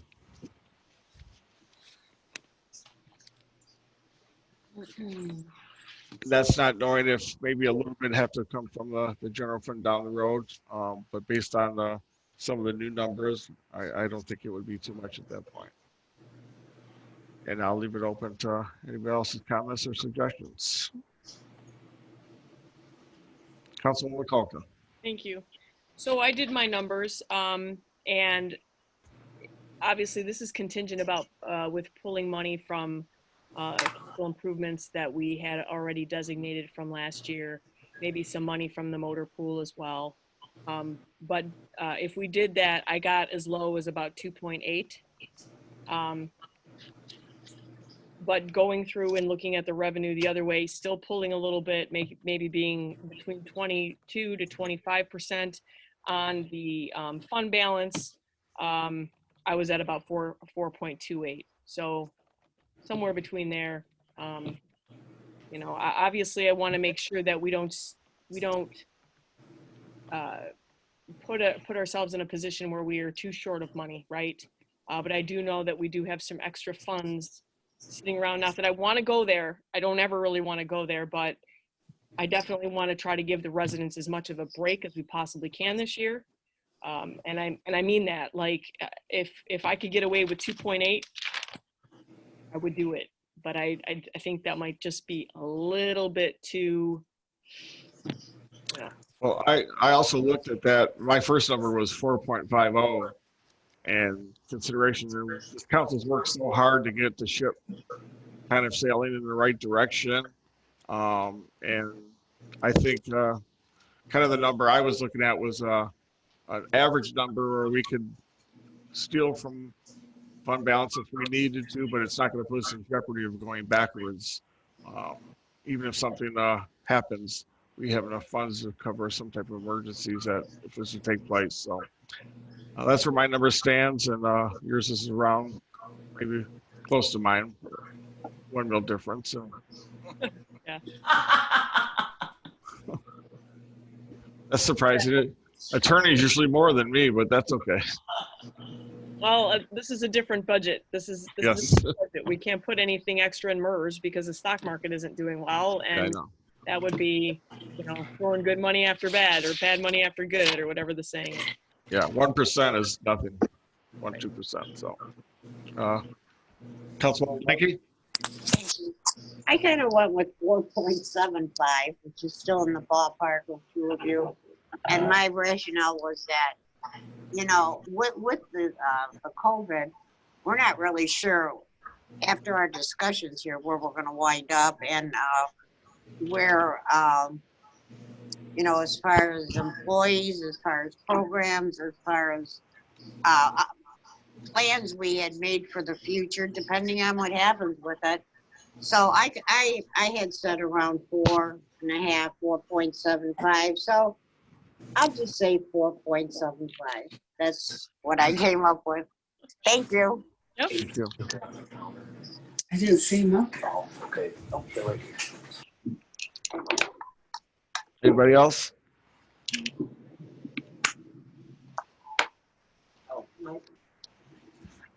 Go ahead, Kathy.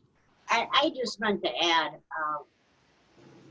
that is my figure, 4.75, but also with absolutely nothing taken from public safety. You know, that's just how I feel. And I just wanted to make that footnote. Okay, thank you. Yeah, if 4.5 or 0.75 is a really good number, if we could offer that to the residents, that'd be a considerable relief for them, a little bit of relief for them for this 1 year that we don't know about. So, Councilman Baranski. Yeah, we got a pretty big change in the final draft that we looked at. Before that draft, I was at 3. I wanted to be as tight as possible, and that was in the beginning of the COVID, because I think it's important to let the residents know every penny matters. My hesitancy now is, obviously there's a lot of uncertainty with COVID, but we just talked about the potential of a potential mill between moving that $100,000 from the general fund debt into the balance and the possibility of reducing expenditures amongst various departments. So I'm probably in that range, 3 to 4, but I think a lot's going to be dependent on what the information we get between now and next week before I'm comfortable, you know, Sure. Because I think there's still opportunities for savings. I mean, when we hear, and I thank you, John, for getting our wages and our all that everything adjusted downwards. You know, you save $300,000 by just properly accounting for the numbers. So that's kind of where I'm at. I'm gonna go with 3 with a big asterisk caveat, the COVID caveat. Good. Well, I was hoping I was going to be the high one. Perfect. No, really, because I looked at it as more of a low risk business challenge than I did anything else. Mayor Pro Tem Winawiki. I'll throw the dice and be the high one. I've been at 5 in the back of my mind, right at the beginning of this COVID thing, watching businesses fail, watching businesses close, watching expenses go up for public safety, for all the new PPE they have to have, all the risk that they're taking, all those public safety officers and medics being off of work, having been affected in my family by COVID, by my frontline workers, my emergency room nurses, and my son is a medic. So I've been at that 5 just because I've never been one to spend every last dime we have in the bank. You have to have something just for assurances.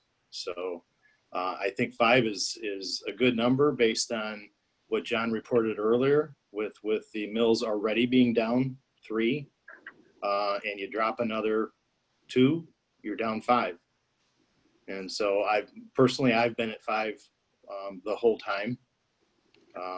And I see changes in the budget, but I also see uncertain future. And we have to really, really be careful of that, because we don't even know what state revenue cuts are going to come in yet. That's going to hit us really, really hard. And there's going to be lots of stuff. So I've been comfortable with 5. Great, thank you.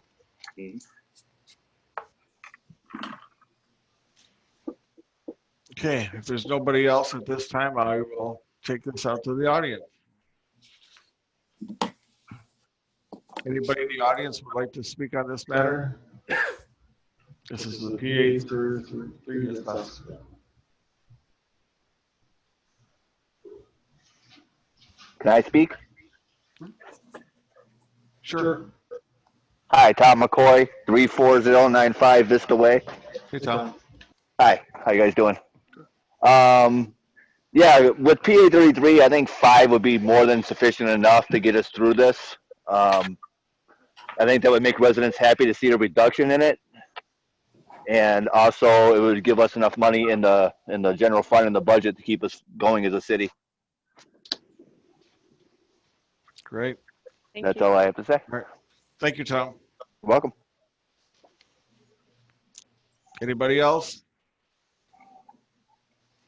Again, anybody out there, we're going to be going at this for another week, so please feel free to send any questions, any comments to any council people or all council people, and they will get answered, I'm sure of that. Councilwoman Baranski. Could I make a suggestion that Mr. Walters modify then the budget that we're looking at to put 5 just as a better framework, so when we're looking at the numbers? That's what I was hoping we're going to do since we close this. Soldier Thunder, sorry, Mr. Mayor. No, absolutely, it's great. That means we're on the same page. Anybody else for this time?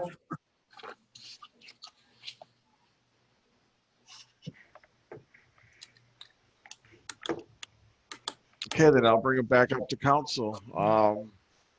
With that said, being the direction of, sounds like a lot of the council people, I would like Tom to bring back the budget to us with regards to looking at a 5 mil increase to PA 33. Along with all the other things. Yes, absolutely. With all the other changes, amendments that needs to be done to try to give us a clean and final draft of the budget. Councilwoman Blanky. I just want to. Bless you. Yeah, bless you. It sounds like we are all on the same page, and I just want to clarify that some resident who turned this on and heard of the 5 mils. It's not in addition to the 9. We're lowering it, so we're lowering the millage. So just so you know that there's no addition. Thank you. Yes. Anybody else? Comments? Okay, then I'll close the public meeting at 9:04 p.m. Thank you. Thank you, council.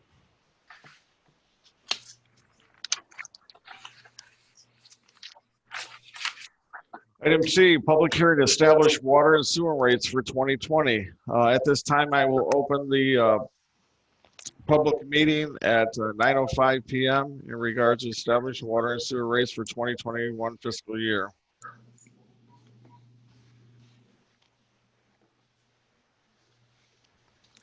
Who would like to take the lead on this one? Well, I just want to make sure that what we spoke about at the last meeting is still what we're intending to do, is only literally pass along right now at this point the increase that will be directly passed along to the city. Yes, I believe Mr. Lester shared a really good idea. I did get a chance to look at some of the numbers that he suggested, and they looked really good to me. I don't know if there was any comments from Wayne or anybody else at the city. John, did they mention anything to you about it at all? No, I just took a look and adjusted the budget for ELWA cost increase that they presented, as well as the sewer treatment increase. And then I changed the rates just to reflect that increase, exactly. So that's what you're seeing there is the 4.79 for water and 10.48 for sewer. So it's a slight increase, but it's very small. It's just passing on from the vendors. Sure. Mr. Mayor? Yes. The original proposed rates per the Plant Moran approved water model were 16.45% in the water commodity charge. This is 1.73% overall for our rates. So we took it down from $5.48 was the first proposed rate. This is $4.79, which is 7 cents more than what you're currently paying for water and 19 cents more for what you're currently paying for sewer. And it adds about $62,000 to the revenue for water and sewer. And it does cover the costs for the Great Lakes Water Authority rate increases that are expected to hit in September. Great, thank you. Yep. And just the last thing it does reduce the revenue we will collect by about between $325,000 and $350,000. So it is a significant savings from the original proposed model rates. Right. Great, thank you. I wanted you to explain it, and I'm glad you are willing to do that better than I could. I think. I was just going to say to the residents that, again, this council is working hard to make this COVID-19 impact as low as we can to everybody, but yet still managing the city the best way we can. to make sure we just, keep moving forward and not put ourselves in any jeopardy or danger. Christina, I believe you had a question. Or I'm sorry, Patrice, could I see your hand? No. I had my hand up. Go ahead, Councilman Kalka. Thank you. So just to be clear and kind of put it in layman's terms, so this is going to defer the Plant Moran progression of capital improvements that we had, the 5-year plan that we had put in place by 1 year. Is that my understanding? 1 year. We're going to defer that by 1 year so that we can give a little bit of some relief to the residents for this year. That's correct. In a nutshell. Okay. Correct. And I would like to make one point clear, is that we still forecast a net loss in the water and sewer, but it is not a cash net loss. And we have been running with a deficit for the past several years, but what we are doing is we're trying to recapture the depreciation that we have in our system, and then by turning that into capital improvements like we're seeing on 14 Mile and Utica, as well as Utica Road this year. So we will see, as forecasted, $100 and some thousand loss, but that does not take money out of our available capital funds. It's a paper loss, essentially. So just want to make that clear that it is not a perfectly balanced budget, but it does do a cash basis. It pays all the bills and funds all our debt, operates the system, and continues the system the way we are currently operating. Yes. Thank you. Very good. Anybody else?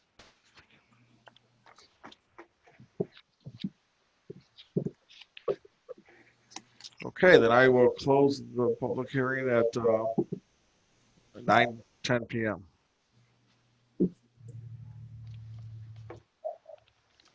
Item 5, citizen participation on agenda items. If there's anyone in the audience who would like to comment on any of the agenda items, and this is agenda items only, please raise your hand in the viral meeting room. We can answer questions as best we can. Councilman Chernak, do you have a question? I'm sorry, I just want to make sure you close the hearing because I didn't hear you say that. Close the hearing?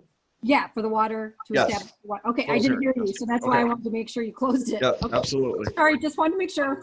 No, thank you. Audio difficulties. Yep.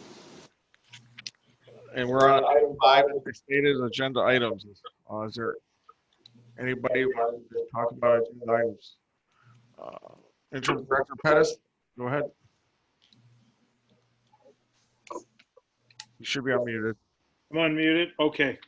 This is okay. If this is the last time, I just want to put something on record here that happened tonight concerning the closed door session. I'd like to express my disagreement on this motion concerning a private meeting that was unlawfully or improperly recorded and uploaded to the internet. Whether us as a government inadvertently or purposely recorded an activity that should have not have been recorded, let me tell everybody on the council and remind you that not one person in this meeting authorized the recording of this meeting. And that Michigan is a one-person consent state when it comes to recording private conversations or meetings. The fact, which is unclear to me, on how this private meeting was recorded and then uploaded to YouTube with the city-owned recording equipment, to me is inconsequential. It does not change the fact that no one in this private meeting gave consent to record or upload this meeting to anybody. The only thing that matters to me is that it was improperly or illegally recorded. And the fact that the city obtained this recording and then sent it out to members of council who continue to listen and analyze this improper or illegal recording is completely wrong to me in so many ways. Our rights as citizens are not stripped away because we are government employees. You yourself are government employees. You must take your positions as council members seriously and remember the oath that you took as council members. You are to uphold the Constitution and the rule of law in this state. I want to be clear in my words that this meeting was private. This meeting where every employee had an expectation of privacy. No one gave authorization for its recording or its release. And any action taken by council in any way is a violation of our rights as citizens. I'm not going to sit here idly by, sitting here quietly while city council violates my rights along with every employee that was in that meeting. That would go against everything that I stand for, everything I believe in, and against the oath that I swore when I took this job and I took my oath. I hope for the sake of this city and the residents that all employees that were violated by this unlawful recording, that you consider using everyone's time more efficiently and effectively and addressing real issues rather than an improperly recorded meeting. Thank you. Thank you. Anybody else on any agenda items? Okay, I'll see none. I'll bring it up to back to council. Consent agenda. Mike, can I make a comment real quick? Sure, go ahead. I just wanted to be very clear that the council did not in any way, shape, or form record that meeting. We had nothing to do with the recording of that meeting or the uploading of that meeting. We had absolutely no knowledge until it was sent to, or till we found out about it. So I just want to make that clear that we did not record anybody unknowingly. We had nothing to do with that being recorded. Nothing. None of us. I just want that on record as well. Great, thank you. Mayor Pro Tem Winawiki. Yes, I'd like to propose a motion to approve the consent agenda, having heard no call outs on that consent agenda. Second. I have a motion by Mayor Pro Tem Winawiki, second by Councilwoman Blanky. A roll call.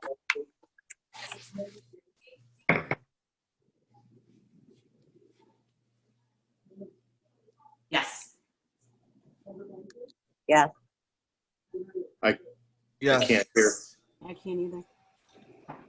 Member Caldo? Yes. Member Lessig? Can't talk. Yes, yes, yes, yes. Yes, there we go. And member Windy? She calling for me? Yes. Yes. Yes, yes, yes, yes, yes, yes, yes. All set. Motion carries. Thank you. Item 7A, since we moved it around, this will be our closed session. So I need a motion to go into closed session. I'll make a motion to go into closed session. Second. Hold on, what's the motion? Please make the motion based on. You can't just make. Okay, so I'll make a motion to go into closed session for legal opinion pursuant to, I didn't write down the code with regard to the OEM for the audio. Section 8H of the Open Meetings Thank Act. you. Section 8H of the Open Meetings Act. Second. Okay, we have a motion and a second. Roll call vote, please. Member Bransky? Yes. Member Blanky? Yes. Member Cardy? Yes. Member Caldo? Yes. Member Lessig? No. Member Scornak? Yes. And member Windy? Yes. How are we doing this though? We don't have a separate Zoom number. Oh, never mind. Yes, we do. I believe it will. I believe it will be sent to you instantaneously. I have a magic button. You do. You are so good. Thank you. Okay, so we log out, right? Yes, please log out. We will be back, residents. Yeah. Please remove any other devices from the room that you're in and turn everything off too, please. Okay. Bye. We have a motion in a second. We'll go into closed session at 9:16 p.m. And this shouldn't take long, so we'll be right back. Thank you.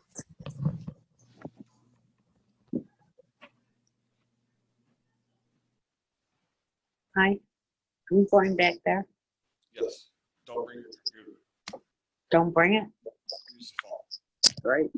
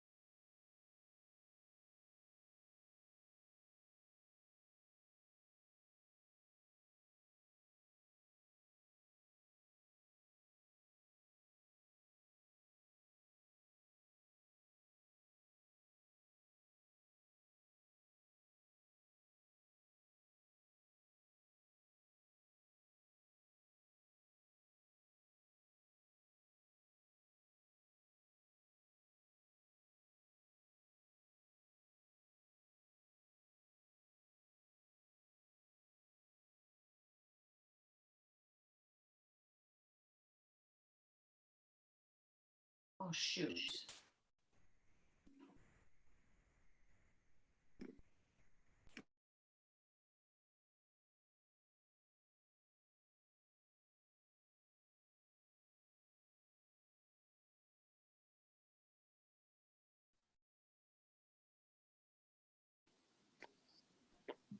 Okay.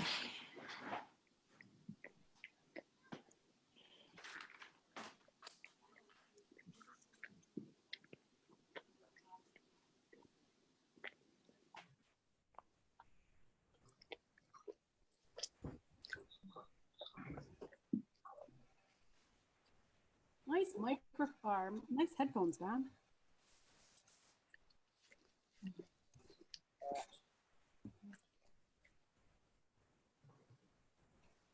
Did Mike call an official 5-minute break or something? I hope so. I assume he did. They're not back, so he must have. Okay.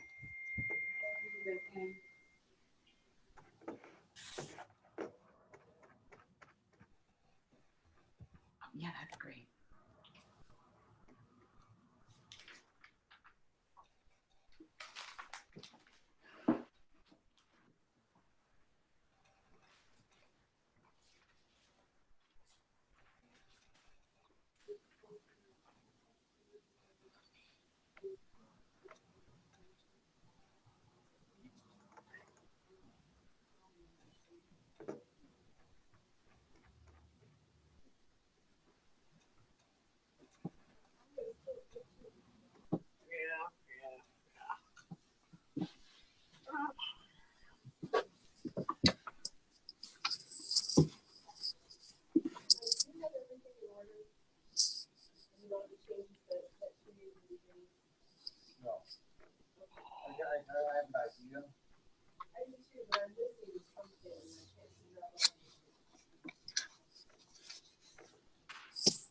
I took some notes. What are you missing, do you think? After this, we're gonna do school house fees, 3%, food orders, there we go. City budget, COVID, city manager, and RFP. Right. The RFP is kind of too late for. Yeah, they didn't.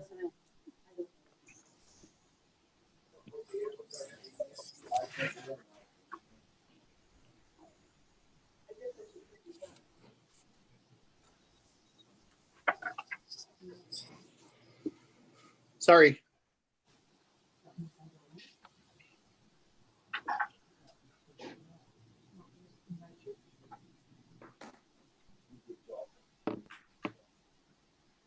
Kelly, you said B and C were G and H, right? They switch. G and H becomes B and C, Yes. right? Do you want me to email it to you? And then you have that K, the RSP, but we don't know what it is. Okay. Did we give John direction to add the HR into the budget, or did we not do that? We have to vote on it. We have to put it on, we have to have it on our next meeting. No, I know. I mean, did we like tell him to put a line item in and give him any direction, or should we send an email? I can't remember. We have to vote on it. I can't hear you. We have to vote on it. No. Oh, got it. Okay. I asked him about it. I'm following you. Sorry. No, that's okay. You're like, we have to vote on it. I'm like, no. We do have to vote on it. It's going to be an item. You're about to, Tia. you're going to fly through it in a minute. Let's go. You can't unilaterally just pick that. So. Well, I just simply meant to give him guidance that if we vote on it. No, I know. I'm following what you're throwing down. Okay, good. I can draw pretty figures and then hold them out. That's what I had to do when I was like, unmute me.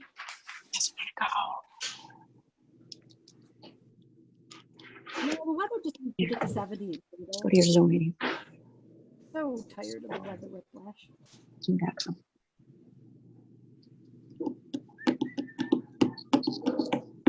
Kathy, is Carnegie almost done? Sundaka. Kathy?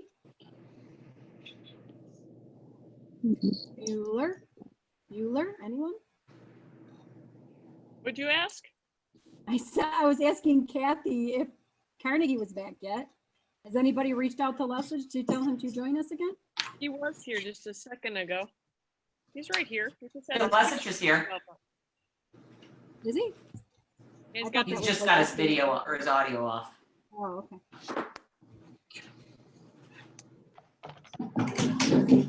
Are we being recorded to everyone or is it? Hi, can we get a move on? I gotta work in the morning. I actually physically have to go to work, unlike most people. We should be able to plow through the rest of this pretty easily. Yeah. Famous last words. Yeah, way to jinx us. Nah, I'm not gonna jinx you. Come on now. Oh. That's all.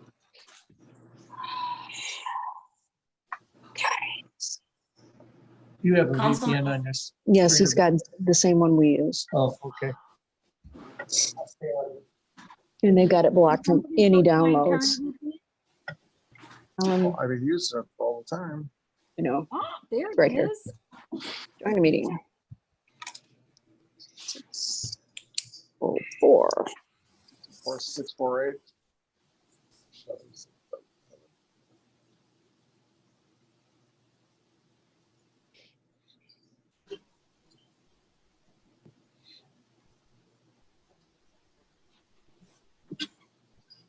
Okay, Mike's coming in. He was blocked. We need to make sure we're looking at the email that we put on to read any emails that people are submitting, since we indicated that was a way that they could communicate with us. If someone can let the mayor know that. Okay, I think I heard you. Bring that email site. Okay, I think I'm on.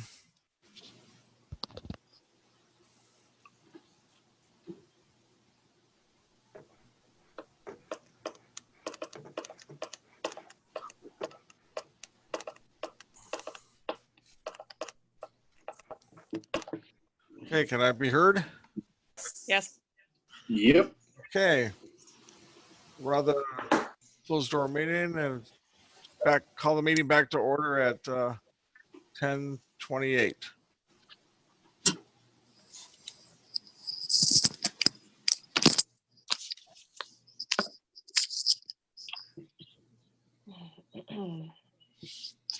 Okay, Ms. Cook wanted item G now is Fruhoff, discussion of Fruhoff.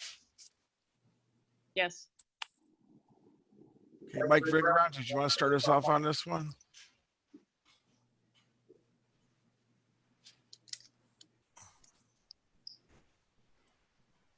He's muted. Oh, there you go. Yes.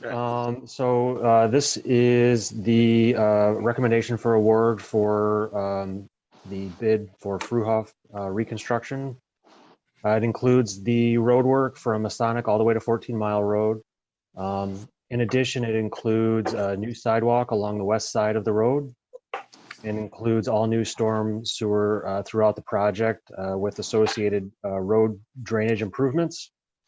We received 3 bids on March 31st, which was in the early days of the COVID-19 stuff, and we did everything we could to ensure that all bids were accepted and read and reviewed. 3 bids were received. We felt very comfortable with the numbers that we received in terms of we feel that this is a good representation of the cost of this project at this time. We've worked with C&P Construction on a number of projects, and in particular, a few projects in the city of Fraser over the last 15 years or so. This is the project that has been, planned and discussed with not only DPW, but public safety on a number of improvements to the roadway. So we are recommending that the council consider an award to C&P Construction for the low bid amount. That exact amount, Mike? The exact amount, $1,526,703.50.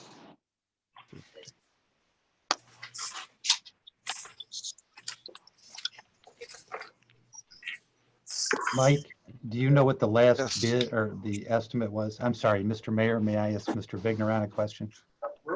Absolutely. What was the last estimate that for this project that included the resurfacing and the stormwater drains before we went out to for the bid? Yeah, I believe when we were talking about this last June, we were thinking it would be in the area of about $1.2 million for all of this work. And there are a number of factors that we feel have led to some of those cost increases.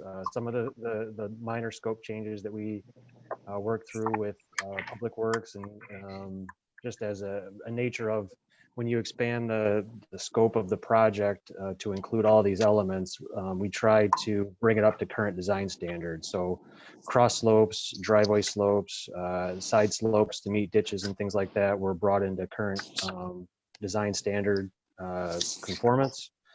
So that added a little bit of cost, but in addition, the tariffs that we had talked about with the 14-mile road bid, we feel has impacted the project, as well as the recent, obviously the pandemic and the governor's $3.5 billion road initiative. We're starting to see materials become a little bit more scarce and things of that nature, which are starting to drive costs up on construction projects across the state. Mike, when you read over what it was, one point, you went black. What was that number when it was? I believe we were talking around 1.2 million at the time, 1.2. about a year ago. Yeah. I believe so. Okay, just so the people know, because it went dead at the point. And Mike, the project at that time included resurfacing the road and doing water and sewer improvements, not stormwater. And then we eliminated the water and sewer extensions and changed that to storm drains. So we did change a little bit between June and now, but this is basically the road resurfacing and the drain improvements, correct? Correct, along with the sidewalk, the new sidewalk. With the sidewalk, yes. Pavement, sidewalks, things like that. Okay. Correct. Yeah. Councilwoman Chernak? No, I was just trying to get unmuted. Okay. Councilwoman Skalka? Thank you. So just so the residents know, obviously we've listened to them as it relates to the certain roadways that need to be done that are in very, very terrible disrepair, this being one of them. I know that we had already budgeted from the current budget cycle $1.2 million that we've already put towards this project. We then allocated another 1.7 towards capital improvements that will then, the difference will come out of that, which then will leave us with the remaining $1.5 million in capital improvements that we will have left over, of which some of that will be designated for the parks, so that we can go ahead and do Fruhoff. So just so that the residents understand kind of where we're at, this is not coming out of the current budget that we are working on and we've been working on for the last 5 weeks. Councilwoman Baranski? Yes, I'd just like to make a motion to approve the bid from C&P Construction Company Incorporated in the amount of $1,526,703.50 for the Fruhoff Road resurfacing project. Second. We have a motion by Baranski, seconded by Ms. Blanky. That works. Yep. Do a roll call Member vote. Baranski. Yes. Member Blanky. Yes. Member Carnegie. Yes. Member Palka. Yes. Member Lesson. Yes. Member Shornak. Yes. Member Winawiki. Yes. Mr. Denault? Don? Button. You gotta unmute him. It's the wrong one. There we go. I thought I heard Ms. Bransky say $3 instead of $6. Did I mishear that, or was that what she No, said? that's what she said. It's, yeah, it's $6. Yeah, I want to make sure No, it's it's three. 706.50. It's three. 706.50. It's 3? I'm looking at the bid. Wayne typed it wrong according to the document. I caught that. Was wrong. Good catch. Every penny counts. Good catch. I got $3 in my pocket right here. Right. Put it towards Garfield. That's our next project. Right. Before we move on to the next thing, could I just make sure, Mr. Walters, now that we have allocated those funds, make sure on the next year's budget you had put that money in and pull it out and then take it out. You know what I'm saying? Like, so that we don't have that line item. Right. Thank you. The Mike Biggeron. I know we talked about before of some of the big cracks that we've had in the city. And the new way of fixing with the soft cut was down the middle of it and replacing that center cut. Can for our next meeting, can you have some type of possible pricing that shows per feet or what the estimate costs are to do that type of repair work? Yeah, we had been working on that for more of a formal presentation to council several months ago, and then with all the meetings that had been occurring and obviously the situation we're in, we really haven't been able to formally present that, but I'll be happy to prepare that in a letter for everyone's benefit. Yeah, it gives everybody an idea what it's really going to cost to do that, to fix them right. Okay, thank you. Absolutely. Can I ask a question to John Walters? Sure. John, since we're not going to be doing most of this project in the current fiscal year, do we have to move any of this budgeted $1.2 million into the next fiscal year budget?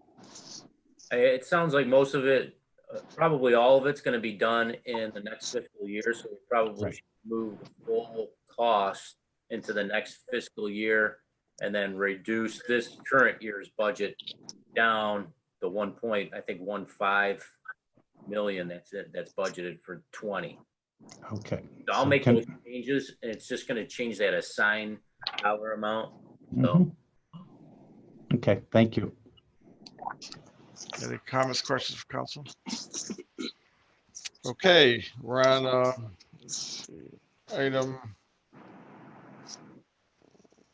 discussion of cost share agreement for Hayes Road with the Macomb County Department of Roads. And this would be Mr. Schaefer.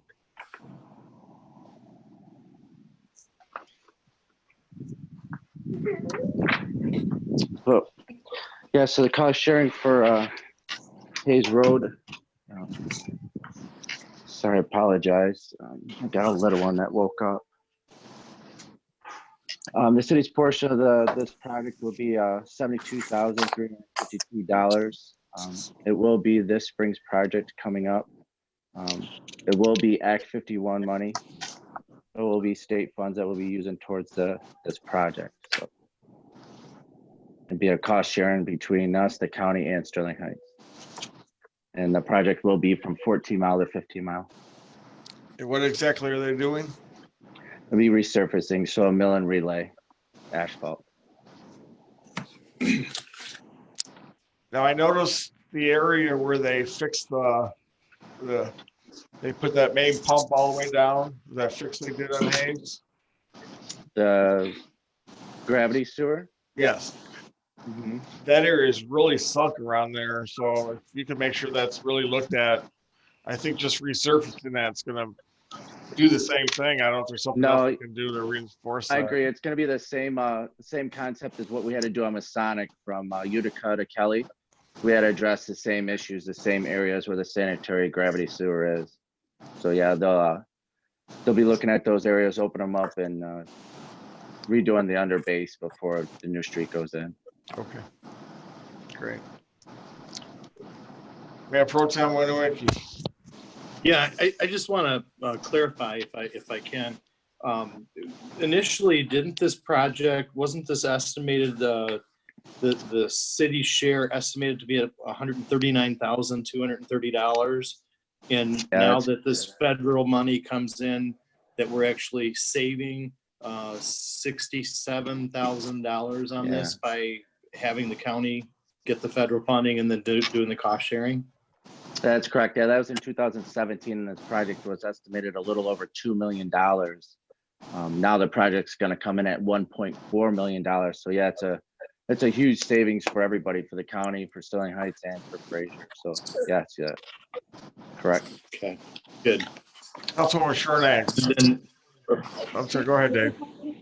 Oh, I was about to make a motion to Sorry. approve. I just had a question real quick there. Can I? Yeah, go ahead. Nick, I just want to make sure this was already in our streets funds, right? We've already Correct. set aside the funds for this, correct? Mhm. I just Yep, want to make that's sure it. that we're okay. That's all. Thanks, David. Go ahead. I'd like to make a motion to approve of the cost share agreement for the Hayes Road improvements with the Macomb County Department of Roads. Second.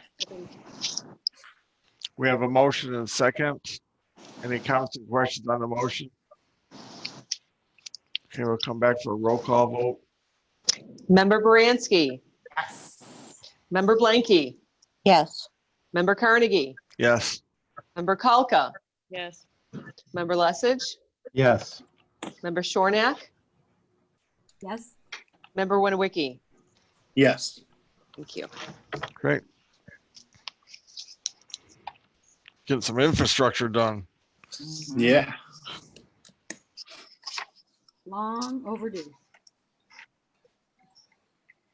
Okay, well, since I'm following that order, I'm going to stay in this order, and I'm going to finish I, discussion of city hours pre and post COVID-19.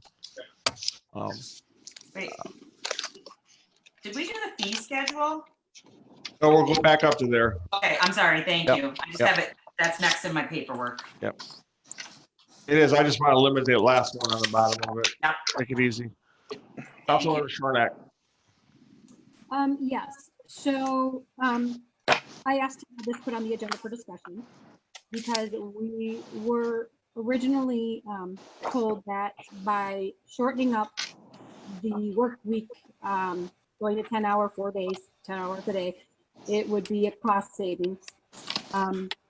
I did ask for that, and we were told that there was no cost savings. I have had many residents complain because most people, when they do take a day off, obviously, other than this situation we're under, they typically take a Friday off, not a Monday. And when they want to do their business, they can't come into City Hall because City Hall is closed on Fridays. So I do believe that for our residents, that they should have a 5-day work that they had to utilize before so that they can get anything they need taken care of during that time, Monday through Friday. And also, after reviewing some of the contracts that we have for department heads, in there, it stipulates a Monday through Friday. So we'd have to change the contracts if we are going to stick with this for 10-hour days. But I personally believe we should be going back, once the ban is lifted by the governor, back to 5 days a week. Okay. You are. Well, that's going to be my point. Thank you. Go ahead, Kathy. Thank you, Mayor. When this was initiated, we did not vote on this. It was which was within Mr. O'Neill's boundaries to day-to-day operation, and it was initiated. And right from the start, in agreement with what Councilwoman Shornack just said, a lot of the residents were confused about hours, and that went on and on. But for me, I think it was a great, it didn't show equity among the clerical people that worked here. I'm sure the ones that had the 4-day work week enjoyed it, but right across the hall at the police station or at the DPW or recreation, they didn't have the same format. So I don't like the thought of it being unequal. And I'm all for going back to something that I think we were supposed to review after 6 months and we never did. Thank you. Well, I know that once this COVID is slowing down a lot, which it is, cities got to put plans together about their reopening. I know we just received one from Sterling Heights. It's about 70 pages long and how they're going to reopen their city hall. And I'm sure we're going to be looking at that. And that needs to be part of the plan. If that's what council wishes, to go back and work into that plan and then work into the 5-day week, if that's what everybody wants. Councilwoman Baranski. Yeah, kind of touching on that. I think those are separate things. I don't think, because I know we got a draft of that, and that is going to be a very complex and detailed plan that has to do with reorganizing cubicles and providing masks and all kinds of stuff.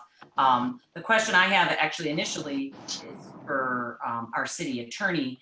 Although that was within the purview of city manager in terms of day in and day out operations, we dictate the policy. Is that correct? That is correct. As a council, if it is your wish that certain parameters be established for the operations of City Hall, that is within your purview to adopt a resolution of some kind indicating exactly what you'd like that to be. Okay, and so, and this kind of dovetails a question a resident asked me, which I sent to our city manager. He's not here, but the question was similar in that the question was, why is City Hall closed? I'm trying to read the question, but why is City Hall closed entirely the last 2 weeks of a year? Are there any cost savings? Is there additional expenses? And I think that kind of dovetails in is that we as a business should be open to our residents as often as possible. I didn't get a response back showing any cost savings or showing any additional benefits. And the contracts that I've reviewed don't allow for it. So it's not contractual that we're closed. So I agree that given a lot of various complaints and concerns, that it would be prudent to, as a policy, have the City Hall open consistent with the other departments and open and available for business Monday through Friday, 365 except for federal or state holidays. Okay. So is that something we'd make a resolution on or a vote, or how would that work, Don? I think a lot of that is going to depend on how specific you want it to be. If it's a generalized principle, I think a motion is fine. If it's if you're going to have some specifics, then it's probably best to do it in a resolution. Well, if it was what I just said, which one would that be, a motion or a resolution? It sounds like I'm trying to get to the point. Yeah, it sounds like a few details. Direction? I'm Say that sorry. again. I mean, is this a policy like for that? We'll just normally give them just direction to write the policy of what we're going to be doing and how we want it? I guess I leave that to council. If you want to direct the city manager to present back to you a new operations plan consistent with the 5-day work week, you could do that. Or you could adopt a motion just saying that City Hall shall be open for city services Monday through Friday, excepting holidays. Or you can do a resolution explaining specifically what you'd like for the residents. If you want it to be hours, if there are certain other caveats to include, those are all things I think within council's purview. You can keep it general, you can keep it very specific. I like it general. I like the motion that Don just verbalized, Monday through Friday, excepting holidays, leaving it to the discretion whether, I don't care whether it's 8:30 to 5 or 9 to 4, or, you know. But I am the type that takes off Friday to do business, so I would like to be able to do business on a Friday too.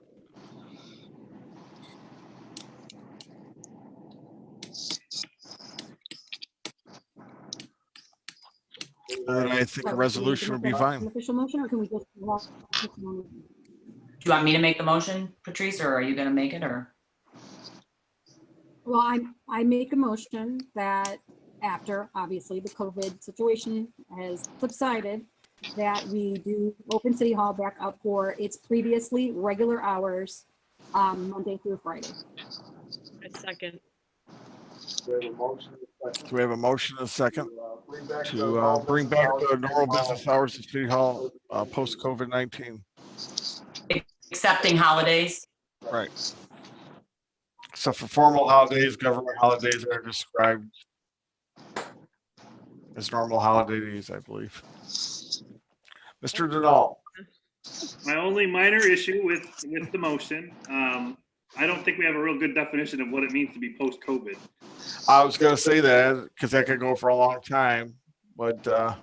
Oh, good point. Why don't we just make the resolution, because the executive order trumps the policy until the executive order is not in place, right? Mr. Attorney? The executive order does trump anything we do, but keep in mind, the executive order could modify what you're attempting to accomplish too. It might come out in a week. It might come out in a week where you can only have Monday, Wednesday, Fridays, or it might come out in a week where you have to platoon people every other day, or it might come out, who knows what it's going to end up saying. It could be 25% of staffing. We don't know yet. So it's risky to say after this executive order ends. It might be better to say, and this might be too far out, I don't know what your thinking is, but to say after the state of emergency is lifted. But that could be a long time out. So it's hard to say when to do this. If we just make it the motion and not say when it starts, so in other words, it would start now, but the rules in place from the governor and then others would trump that, correct? It would trump that because we can't even be open until the end of May unless that changes. Right. But even when, like I'm saying, even when that changes, we don't know what it's going to look like. It might say you can't be open Monday through Friday, right? I don't know. That would trump our motion. It would. It would say, the governor could say you can only be open every other day to ease into this thing. Who knows? But our motion would then be there. That's fine. Yeah. I said, when this is all said and done, regular business hours. You have no end in sight. I understand, but I guess I want to make sure that nobody has an expectation of a certain timing. Is it after the executive orders are gone? Is it after the emergency is lifted? Is it somewhere in between? Is it starting the fiscal year July 1st and we'll reevaluate? You know, what are we looking at? What is council's collective viewpoint on a time frame? My position would be post COVID-19 and reasonable time set. But Councilwoman Coco. So I would say and or, one or the other, whatever occurs first. Based on what you said, Mr. Denault, about whether there being an executive order or a state of emergency, whichever occurs first. Whichever is gone first? Yeah, whichever is gone first. I mean, sorry. Whichever's lifted first. I mean, it could be modified at some point if it obviously can't be done or it's up in the air. I'm sure we'll be told that, hey, there's some issues here. We can't go 5 days, even though this is the, for whatever reason. But that one's going to dictate, right? So, or the later of the two, maybe that's a better way. The later of the two, assuming it doesn't interfere with work hours.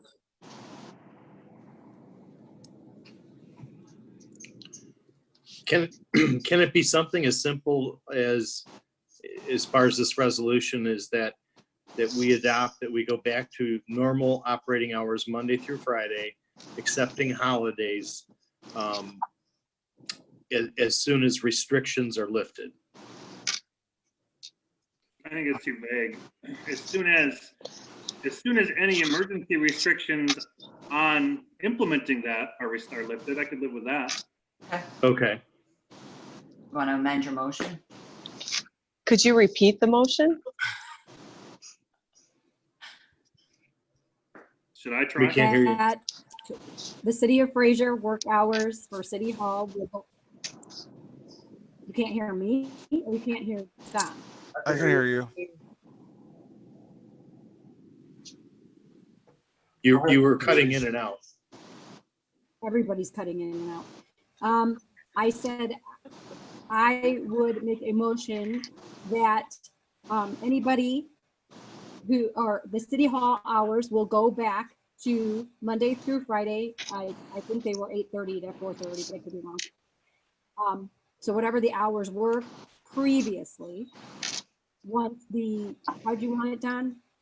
Once the state of emergency and or the like has been repealed and we are able to legally go back to a regular work schedule. How's that? Essentially when any emergency restrictions allow for it. How about that? Okay, there you go. A second again. Okay, we have a re-motion and a re-second. Any comments and questions on that motion? I'll bring it back to council for a roll call vote. All right. Member Bransky, She said yes. okay. I said yes, Member, sorry. Member Blanky, Yes. Member Carnegie, Yes. Member Kalka, Yes. Member Lesage, Yes. Member Shornack, Yes. Member Winniwicki. Yes. All right. Okay, motion carries.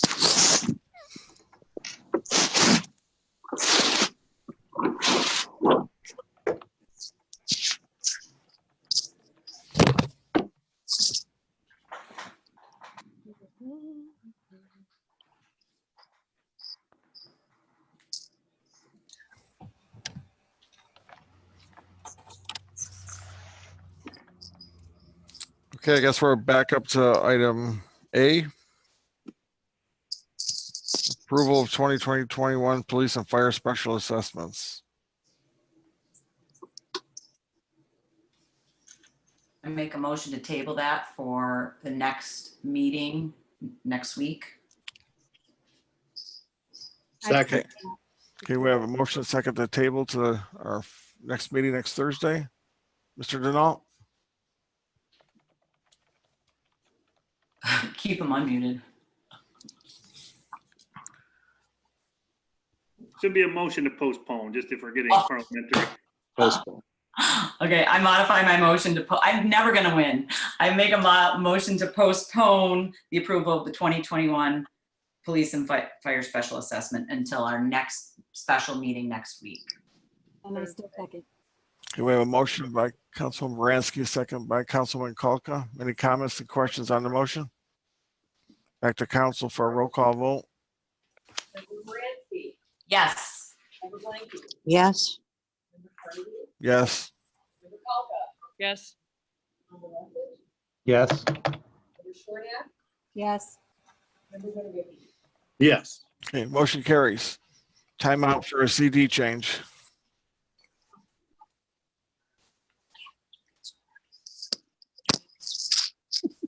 Don't touch no buttons.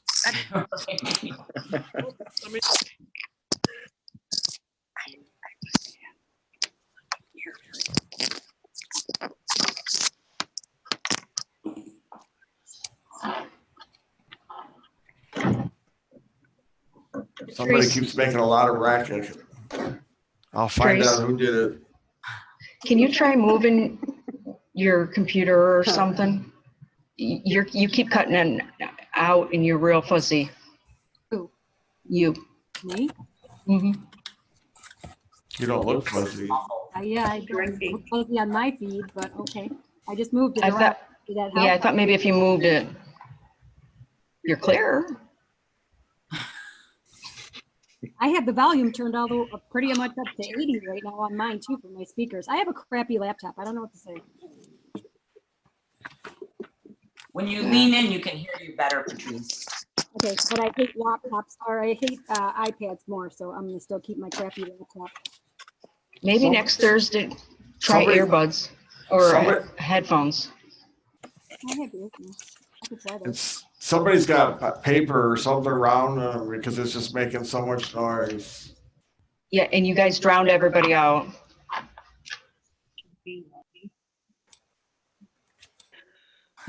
Well, Kathy's going to be banned from City Hall. Perfect. Gotta mute her. Good idea. I was like, I think it's the person right next to you. She squirms. I know. I got no more papers. Okay, we're good to go. Okay. Okay, back to order. Brett. Item B, approval of 2021 budget and millage rates. Councilwoman Coca. I'd like to make a motion to postpone the approval of the 2021 budget and millage rates for next Thursday, May 21st, at our special meeting. Second. We have a motion and a second, seconded by Councilwoman Blanky. Any comments, questions on the motion? Somebody's making a lot of noise. Roll call vote, please. Member Brandy? Yes. Member Blanky? Yes. Member Carnegie? Yes. Member Polka? Yes. Member Leslie? Yes. Member Shortman? Yes, sorry. I'm having a hard time hearing you. Motion carries. Approval of 3% summary penalty and 1% property tax administration fee.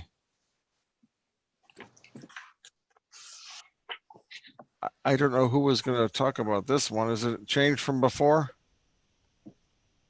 No, that was the same thing it was last year, I believe. Was it? Okay. Yeah, I'm almost positive. Mr. Lestage, would you concur? Yes. Okay, thank you. So I would make a motion, I will make the motion. Approval of 3% summer penalty and 1% property tax administration fee to be approved. Second.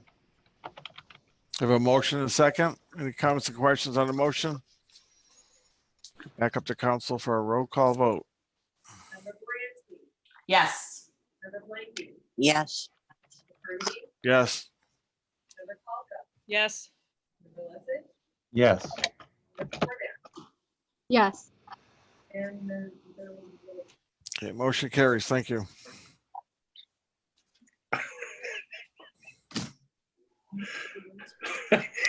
Two votes I haven't taken. Oh, no.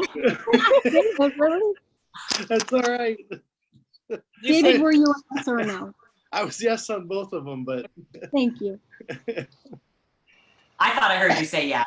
I'm with you, Kelly. I thought I heard him say yes. I saw his lips say yes. okay. All right, I'm not following your lead anymore, Mike. Okay, I did not hear him say anything. Dave, would you like to confirm your last two votes, please, for the record? Confirm for the record. Thank you.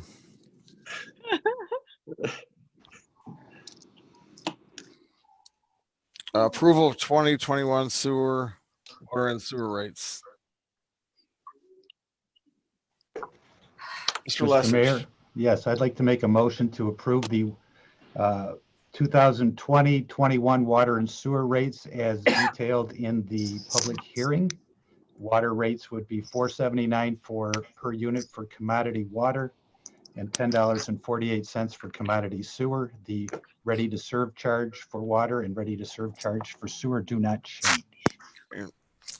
Thank you. We have a motion and a second by Mayor Pro Tem. Any comments and questions on the motion? Back to council for a roll call vote. Don't forget Mr. Winowicki. Member Winwiki? Yes. Member Blanky? Kathy? Yes. Member Brandy? Yes. Member Carnegie? Yes. Member Polka? Yes. Member Lesage? Yes. Member Shortman?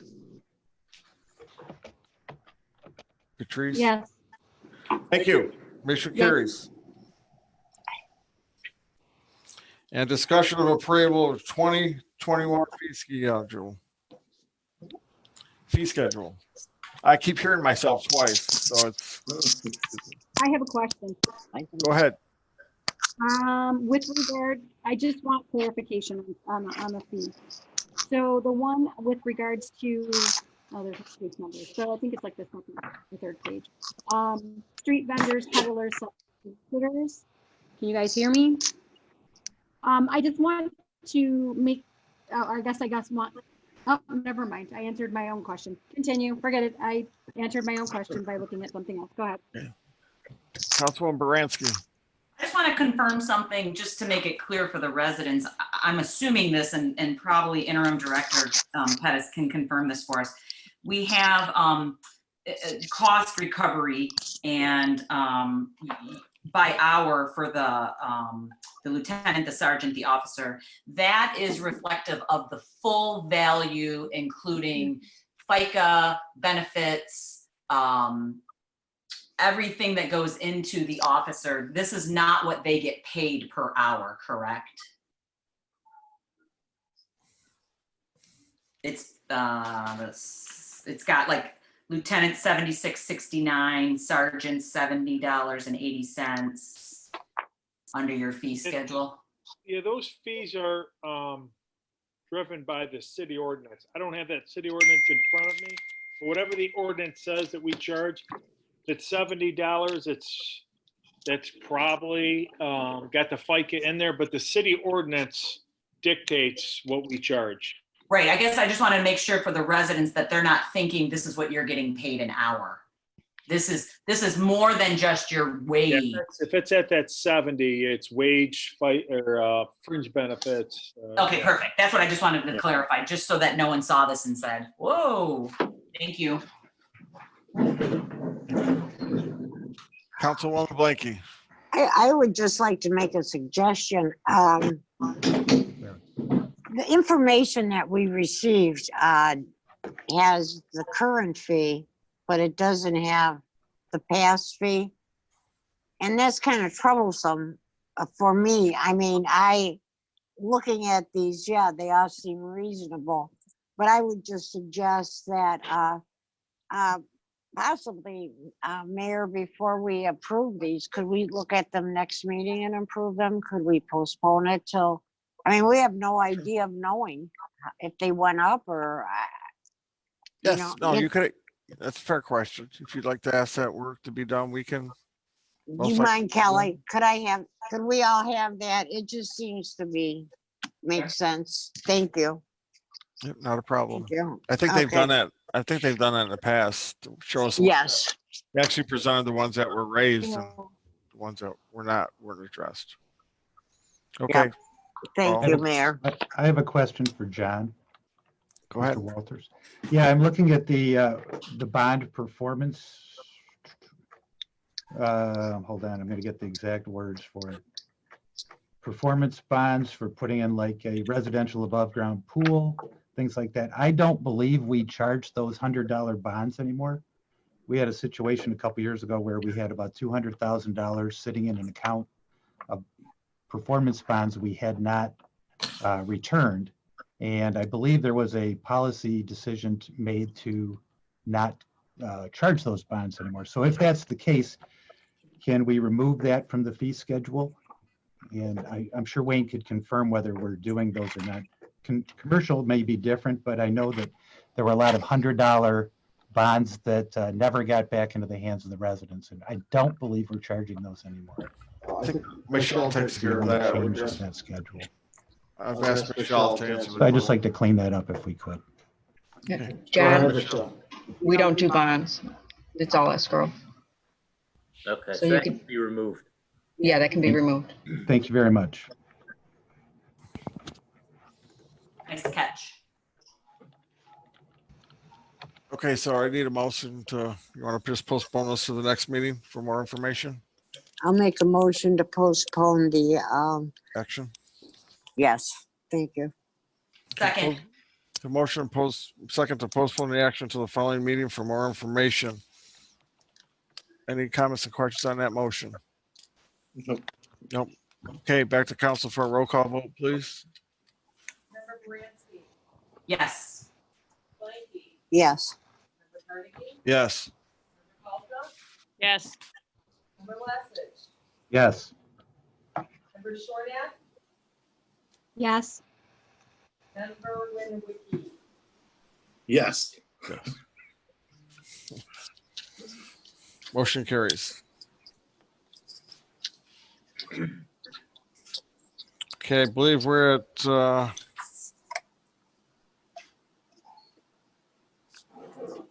RFP update. Don? Well, I have the city attorney's. Yes. Next. Okay, we'll do that now. I had either one of them, so Okay. uh, If you want, Mayor, it doesn't really matter at this point. we'll finish the F. Table item discussion of city manager's employee contract.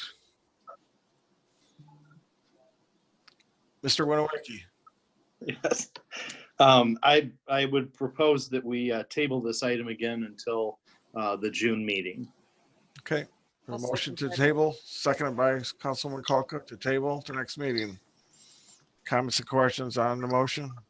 Back to council for a roll call vote. I have a question. Oh, So go does ahead. Don go first. Go ahead. Just parliamentary. It's on the table now. There's no motion necessary. It just stays on the table. But if you're talking about postponing the item to actually have a discussion on it at the June meeting, then you would call it, you would remove it from the table and call it a postponement of the discussion. So it's, again, parliamentary, but probably best to follow the rules and get to know them a little bit here. Okay, let's just leave it tabled then. Oh. Councilwoman Baranski. And I just wanted to clarify, but I do agree to keep it tabled, but it would be to the June meeting so that we have Right. time sufficient. Right. To, Right. Okay, perfect. Yes. Yeah, I don't want it to be next week because that's not enough time based on. No, regular meeting, regular It can't council be meeting. next week because next week's a special meeting. So unless you add it specifically to the agenda, it can't be added. Yeah. Okay. Right. Yes. Okay. RFP update, Mr. Denault. Thank you, Mr. Mayor and members of council. Today, I'm pleased to report that the RFP that we put together and circulated has been posted and live on effective this evening. I don't think he's with us anymore, but I want to thank Mike Vigneron for his help. He's very experienced with using BidNet and helping Wayne O'Neill, and in Wayne's absence was able to help get that up for us because BidNet is very finicky about who's allowed to use the service, and so I personally could not. So Mike helped us out and got it live. I'm going to explore with him and with Michelle and then today to put something on both the MML website and on the city's website. So that's where it sits, and we have it at the moment with the deadline is June 5th for all of the proposals to come in.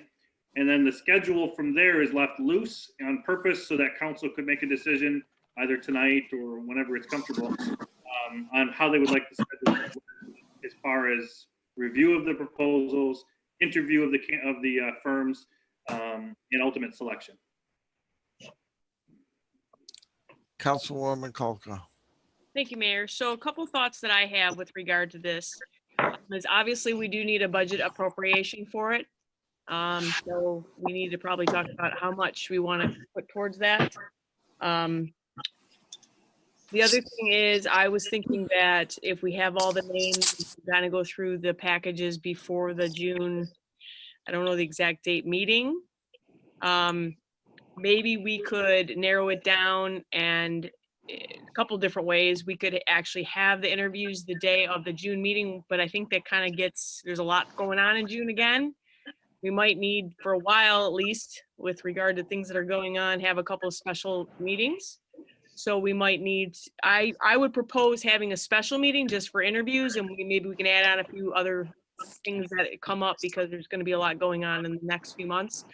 So I'm open to that suggestion rather than trying to cram it into, 6 hours in one night. So I thought that would be at least better to give Mr. Denault some direction so that when the bidders come in or they're giving us the process, their packages, he can kind of relay back to them kind of where our thoughts are. I think we should interview. I think it's important because as you probably saw in the RFP, there's a multitude of different ways in which you can structure these packages. So I think it's important to kind of go through like we did when we were, going through the city attorney process. So those are my thoughts. Okay. Well, I can tell you my schedule in June is going to be a little bit crazy because it's just coming back online from COVID. All of my customers and all their plants and all that. So I'll just follow council's lead, and if I can assist in helping be at the meetings, I will. But I know I'll be swamped in June. Yeah, the next meeting is June 11th. Yeah. Councilman Baranski. So I agree that we should do a special meeting because this HR position now more than ever is a mandatory for this city to move us forward. Would we do a special meeting maybe the following Thursday for that? So whatever the next June, David? June 11th is scheduled. And then what's the following Thursday? 18th. 18th. That would be, I would concur, and that would be my recommendation. Don, you had given me, I don't know if you gave all of council, I can't remember, some parameters for what in terms of budgeting we could anticipate this position costing. Could you share that with council? Sure, I did share it with everybody. It was an Excel spreadsheet that was very short because I only had sample size of 5 or 6, but what it represented to you was population sizes and sort of how different communities have looked at it from hours perspective versus a flat fee perspective, and then a little bit of a range that you have to take with a grain of salt because they're different states and different communities and cost of living. But roughly speaking, you're probably looking at, based on that small sample size, on the low end, $15,000 a year to just do some basics, all the way up to perhaps $75,000 a year to really get into some of the nitty gritty of HR consulting work, at least in the first year. And then obviously a firm is up to speed if the city is happy with their services and wishes to keep them around. I imagine that might decrease. And that's part of what you're going to see, I would hope, in the proposals. They're going to give you ideas for, we can do all of this for you in the first year and really get you running. And then year 2 will be a lot less. They might give you a long-term picture. We don't know. But the nice part about a proposal is they can be creative and give you their ideas. So in the ranges that I found in the RFPs that were out there nationally, anywhere from 15 to 75. The one I included that was at 99, that was a special situation for, I think, a large county school district. A little different scenario than a small town.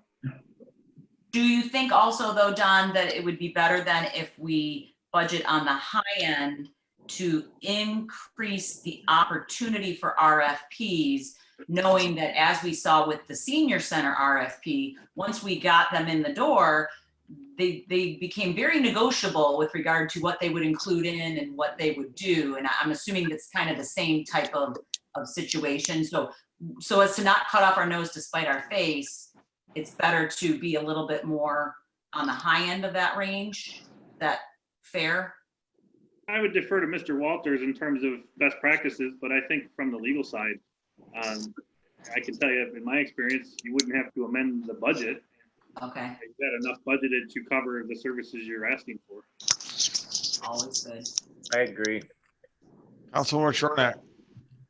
Yeah, I did. I know I spoke with Mr. Denault as well, but I also did some preliminary work on the side, called a couple companies, expressed what I thought our services that we would need would be. And I can tell you, like, the one company I spoke to, that they said like roughly around $100,000 would be a max, but that would be a very, very comprehensive contract that they would work out with us, and they would also be handling then our payroll and that such. That was also including payroll and all that. So I believe that we should definitely, if we're going to move forward with this, go with the 75. I feel it's better to have more in there just in case the scope extends more than we expected than have less. And like Mr. Denault said, the first year we could be, having them work on contracts and other things to solidify everything and make everything similar and the same amongst department heads. And that's my feeling, is that I would budget for the 75. Anybody else? Councilwoman Culkin. Yes, thank you, Mayor. I agree. I think, and I don't know, Don, do we need to do a budget appropriation now? Can we do it next time? Wait, or, I don't know. Can we do it next Thursday? Oh, Go ahead, Don. He's muted. I'm trying. Go ahead. There we go. I would think, again, I defer to Mr. Walters, may help him quite a bit to be able to put some numbers in tonight so that for next week, he's got some numbers in place for you. but I'll leave it up to him. I'll put it in with the next week's budget. Perfect. Okay. Yeah, I was gonna say, please do. It's a real number. Okay, do we need a motion to have a special meeting then for the 18th of June for the interviews? I think that's up to council. You do have another meeting next week when you could add it to that agenda to talk more about it. You could wait until your June meeting and say, all right, we've got them all and we'd like to have a special meeting next week for the interviews. It's really up to you how far ahead you want to plan. I just was trying to think about giving these companies some time so that they know kind of what's coming down the pipe so that they can prepare properly. I don't want to be telling somebody, on the fly, hey, by the way, now you got to show up in a week and give us a presentation. I would like it to be in advance because I really want to have comprehensive presentations because this is a very important thing. So. Yeah, I don't have a problem setting a date because I can work around it. Yeah. Me too. Knowing ahead of time is better for me. Yeah. I think we make a motion. I agree. You can always change it. I would pose a little thing really quick. I don't think we'll get RFPs turned around that quickly, to be perfectly honest. To set that date, I would say that we can have a date that we believe we would like to do it, and I'm all for doing it sooner. I just don't think we will get that kind of turnaround time, especially right now. I think we're going to be delayed. And so I really hate to say, I guess we could always say, okay, we preemptively are scheduling the 18th. But I don't believe we will have enough time to get RFPs back. I just don't, not in this current situation we're all in. I thought we had a deadline. Yeah, let me speak to that. I think Patrice actually makes a good point, but I think in a different way. We have a deadline of June 5th to get the RFPs in the door, and they're going to come in electronically and they're going to come in physically if they'd like.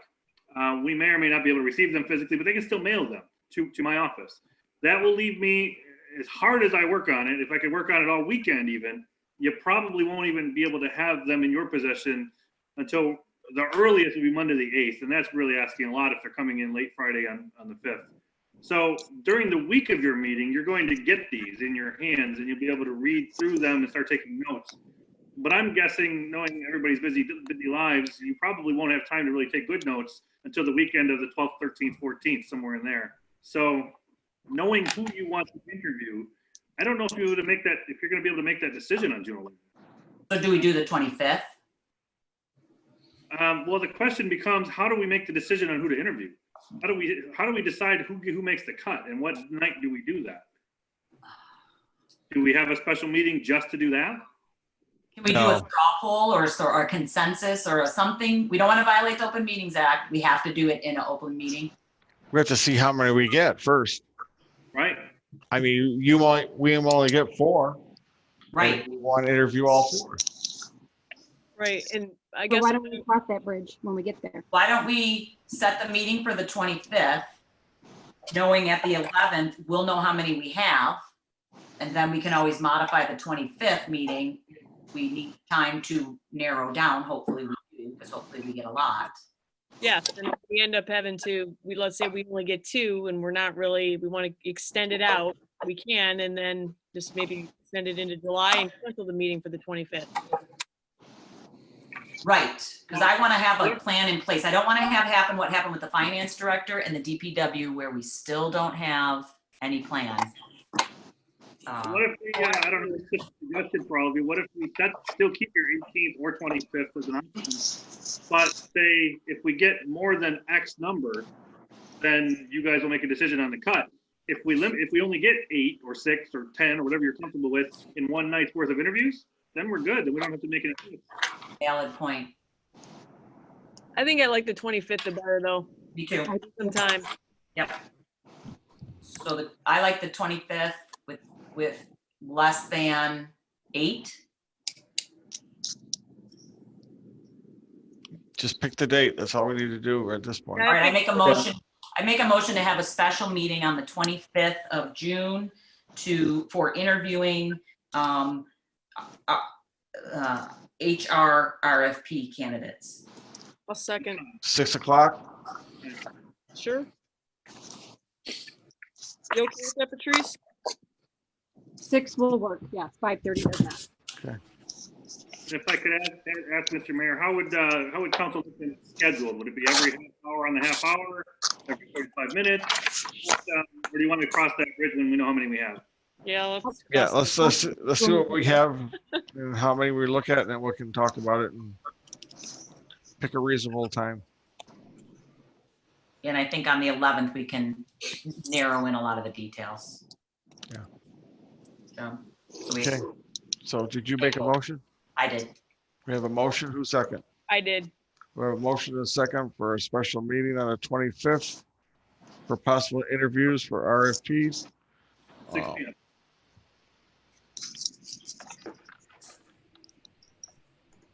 Any comments and questions on the motion? Okay, back to council for a roll call vote, please. Member Baranski. Yes. Member Blanky. Yes. Member Carnegie. Yes. Member Kalka. Yes. Member Lesage. Yes. Member Shornack. Yes. Member Winawiki. Yes. Okay, motion carries.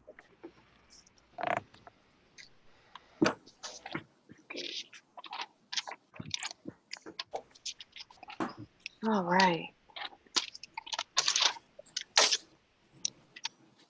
Okay, pending items on unfinished business, report of city administration.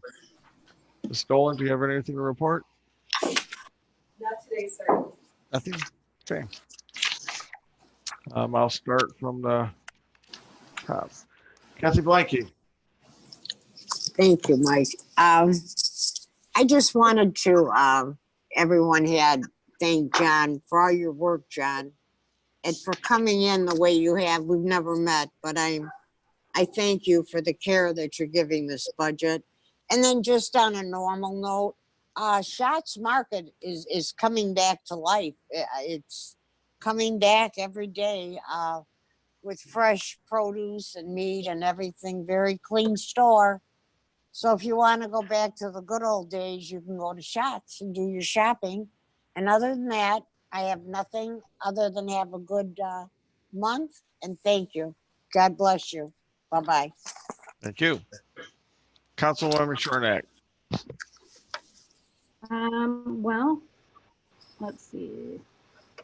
Yeah, I agree with you because we did really get some good meat last weekend from Schatz because we barbecued. And we have another meeting next week, so if I need to say anything, I can say something then. Okay, thank you. Mayor Pro Tem Winawiki. I made it. I'm getting up at 4 and I made it late. Go, Dave. So I'm going to keep it really short. See you next week. Your nose is a little red, though. Yeah.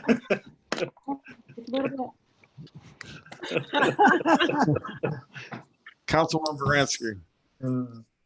Yes, I wanted to indicate I had a couple of residents ask me to ask specific questions. Unfortunately, our city manager couldn't be here tonight.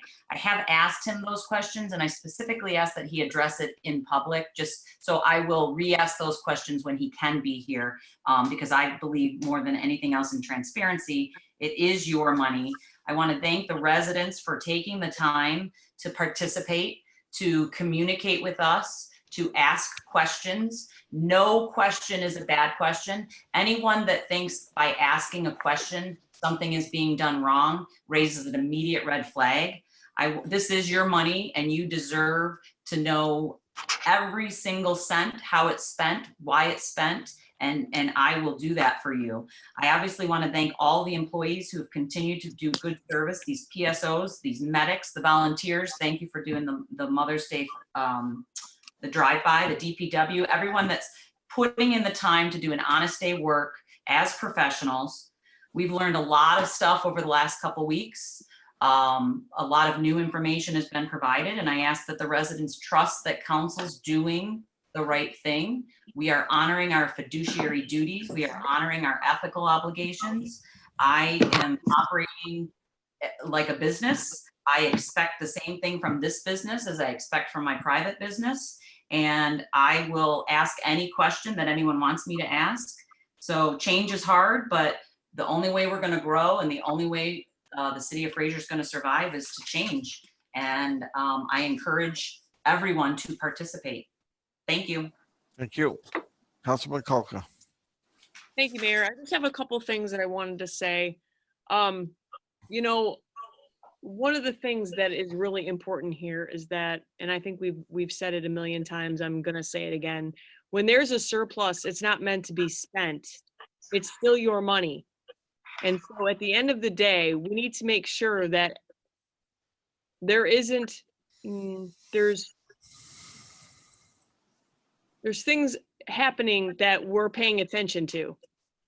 And for the most part, I just want to say that we're trying our hardest to make sure that we are monitoring them because it is your money. And just because it's left over doesn't mean it needs to be spent in that fiscal year. It means that it should go off to the next year to the extent that we can properly budget it. And I really hope that the residents understand kind of where we're coming from with this, because it hasn't been an easy week for me. But given that, I understand sometimes in life you have to do hard things. And when you're doing hard things, you may not be happy about doing the hard things that you're doing. But that's your job. That's my job. And I don't care how hard it is. If you don't want to do the job, then don't do the job. I'm doing the best that I can. I'm not perfect. But this is not my money. There's a couple other things that I wanted to talk about. The first is I really would like to get into the motor pool. I want to make sure we understand kind of what that is. I want to talk about the vehicles in great detail at the June meeting. I'm not sure if I can just request that to be on the budget, or I'm sorry, on the agenda in June. But I do want to talk about those things so that we can go over the vehicles and, you know, we talked a little bit about that today, about replacing vehicles, and I want to get a better understanding of that. I want to get a better understanding of the use of the vehicles, who's taking vehicles home, under what circumstances, because I want to make sure that we are being diligent and that there isn't, you know, that those individuals who are taking the vehicles home are doing so under the guise of, you know, because it's our liability that we need to keep in mind here. The other thing I want to talk about is I would like, I listened to the Parks and Rec meeting that occurred a couple of days ago. And I do want, and I'm not sure that they were aware of this because it wasn't mentioned during Parks and Rec. They already presented packages to us with bids in them. A few months ago, we tabled it or postponed it because we had other things going on. So I had some follow-ups with regard to those park. They seem to act as if they didn't really know if that had been presented to us. So I just want them to know that they did already give us a packet of information. I do have some follow-ups, and I'd like to see if we can have that presented at the June meeting as well.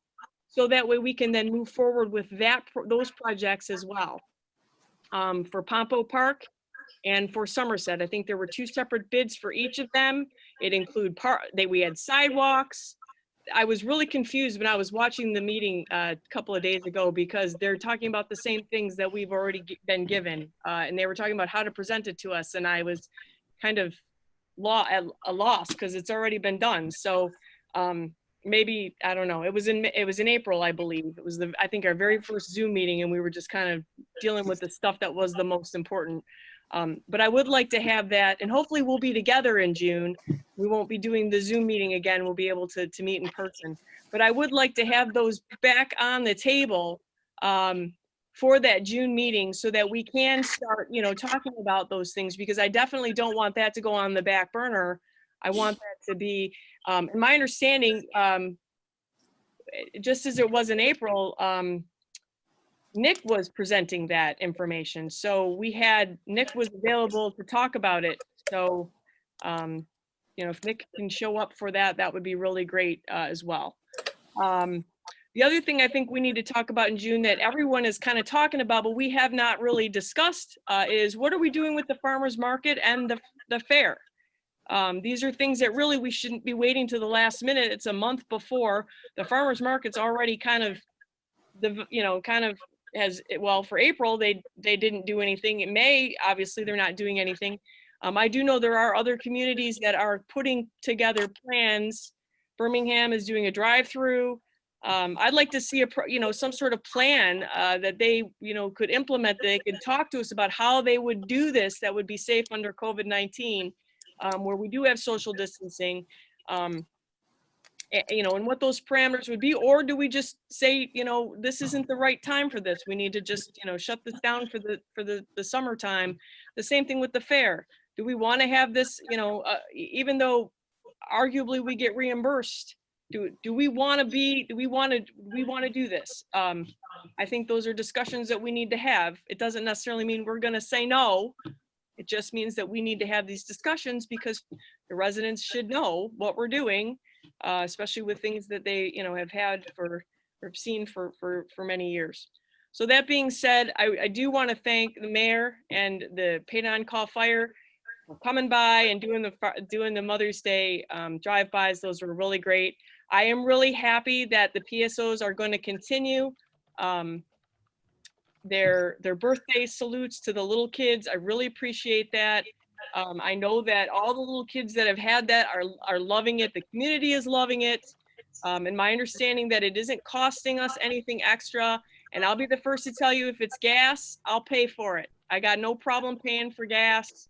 This is really, really good, positive camaraderie at this time, that we really need some really good community outreach, where we're still stay connected to the residents during this, very difficult and, unfortunate time. So that being said, we'll see you next week. Well, just to reiterate a little bit on your couple things on the fairs and the farmers market. I did put in an email out to Nancy based on what I was told about the city markets. And I have been discussing with the Lions Club about the fair. According to them, they don't think it's going to take place, but they still are waiting for the fair to get clearance from the state still. So at this point, nothing has been canceled from the fair people themselves, but it's a little bit of time in motion and we're trying to nail it down. But those conversations are happening every week. And as soon as there's something viable to bring to council, it will come forward. But at this time, the Lions have confirmed they're working on it. They don't think it's going to happen, but if it doesn't happen, they're going to try to come up with something else. So we are having those conversations. Councilman Lessig. Yes, thank you very much. First of all, I'd like to express my condolences to Mr. O'Neill and his family for the passing of his brother. That's why he's not here tonight. That is a sad time for his family. The local chambers of Macomb County have put together a website called Macomb is Open. It is a list of local businesses in our communities that are still open, has information on their hours, can be restaurants, other businesses. That's called Macomb is Open. Like you to continue to support your local businesses when you can. I have gained several pounds thanks to Infinity Hall and their pizza special. They've really upped their takeout game. I'm looking forward to getting the city, county, state, and country back to open and working again safely. This is going to be a long time before we get back to whatever normal is. And last but not least, I had a chance to see the Blue Angels and the A10 flyovers the other day. Dragged my daughter out to McLaren and watched the A10s fly over, and that was fantastic for the healthcare workers, and I appreciate all that. Other than that, I will see you all next week. Great, thank you. Yeah, I only had a couple of things this month also is to support the communities as best we can with the restaurants, the takeout services. They are really hurting, talking to them. They're trying to keep their wait staffs working and they're just about doing anything they can to keep their doors open. So the more that we can help them and visit them, the better they're going to be. Yeah, Mother's Day was a huge success. It was nice to come back to the station and paramedics came downstairs and looked at us and said, thanks. What are you talking about? So we've been busy answering the phone, people crying on the phone that they're made their day. So we actually kept the medics busy while they were sitting there waiting for the next call. So,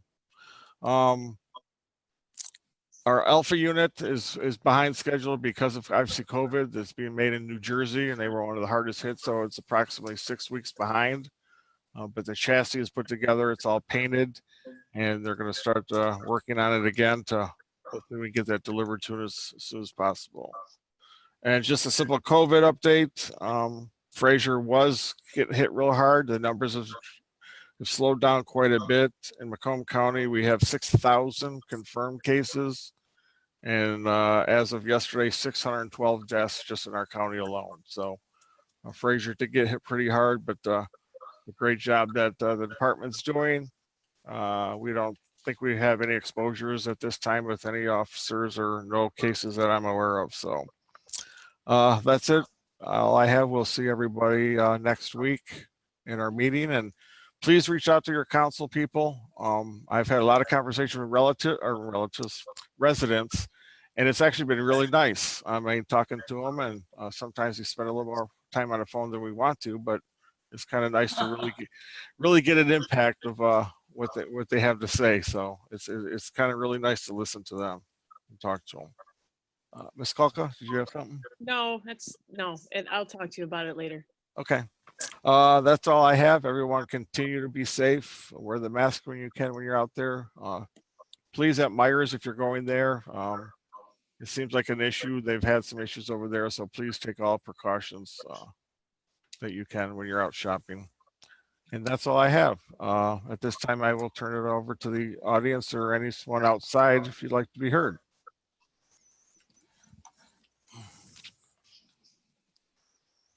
Anybody? Is someone checking the emails too, Mr. Mayor? Yep.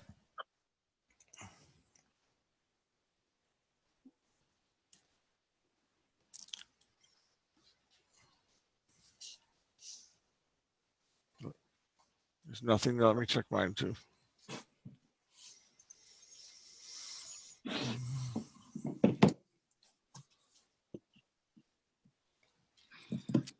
Yeah, I see none. Nope.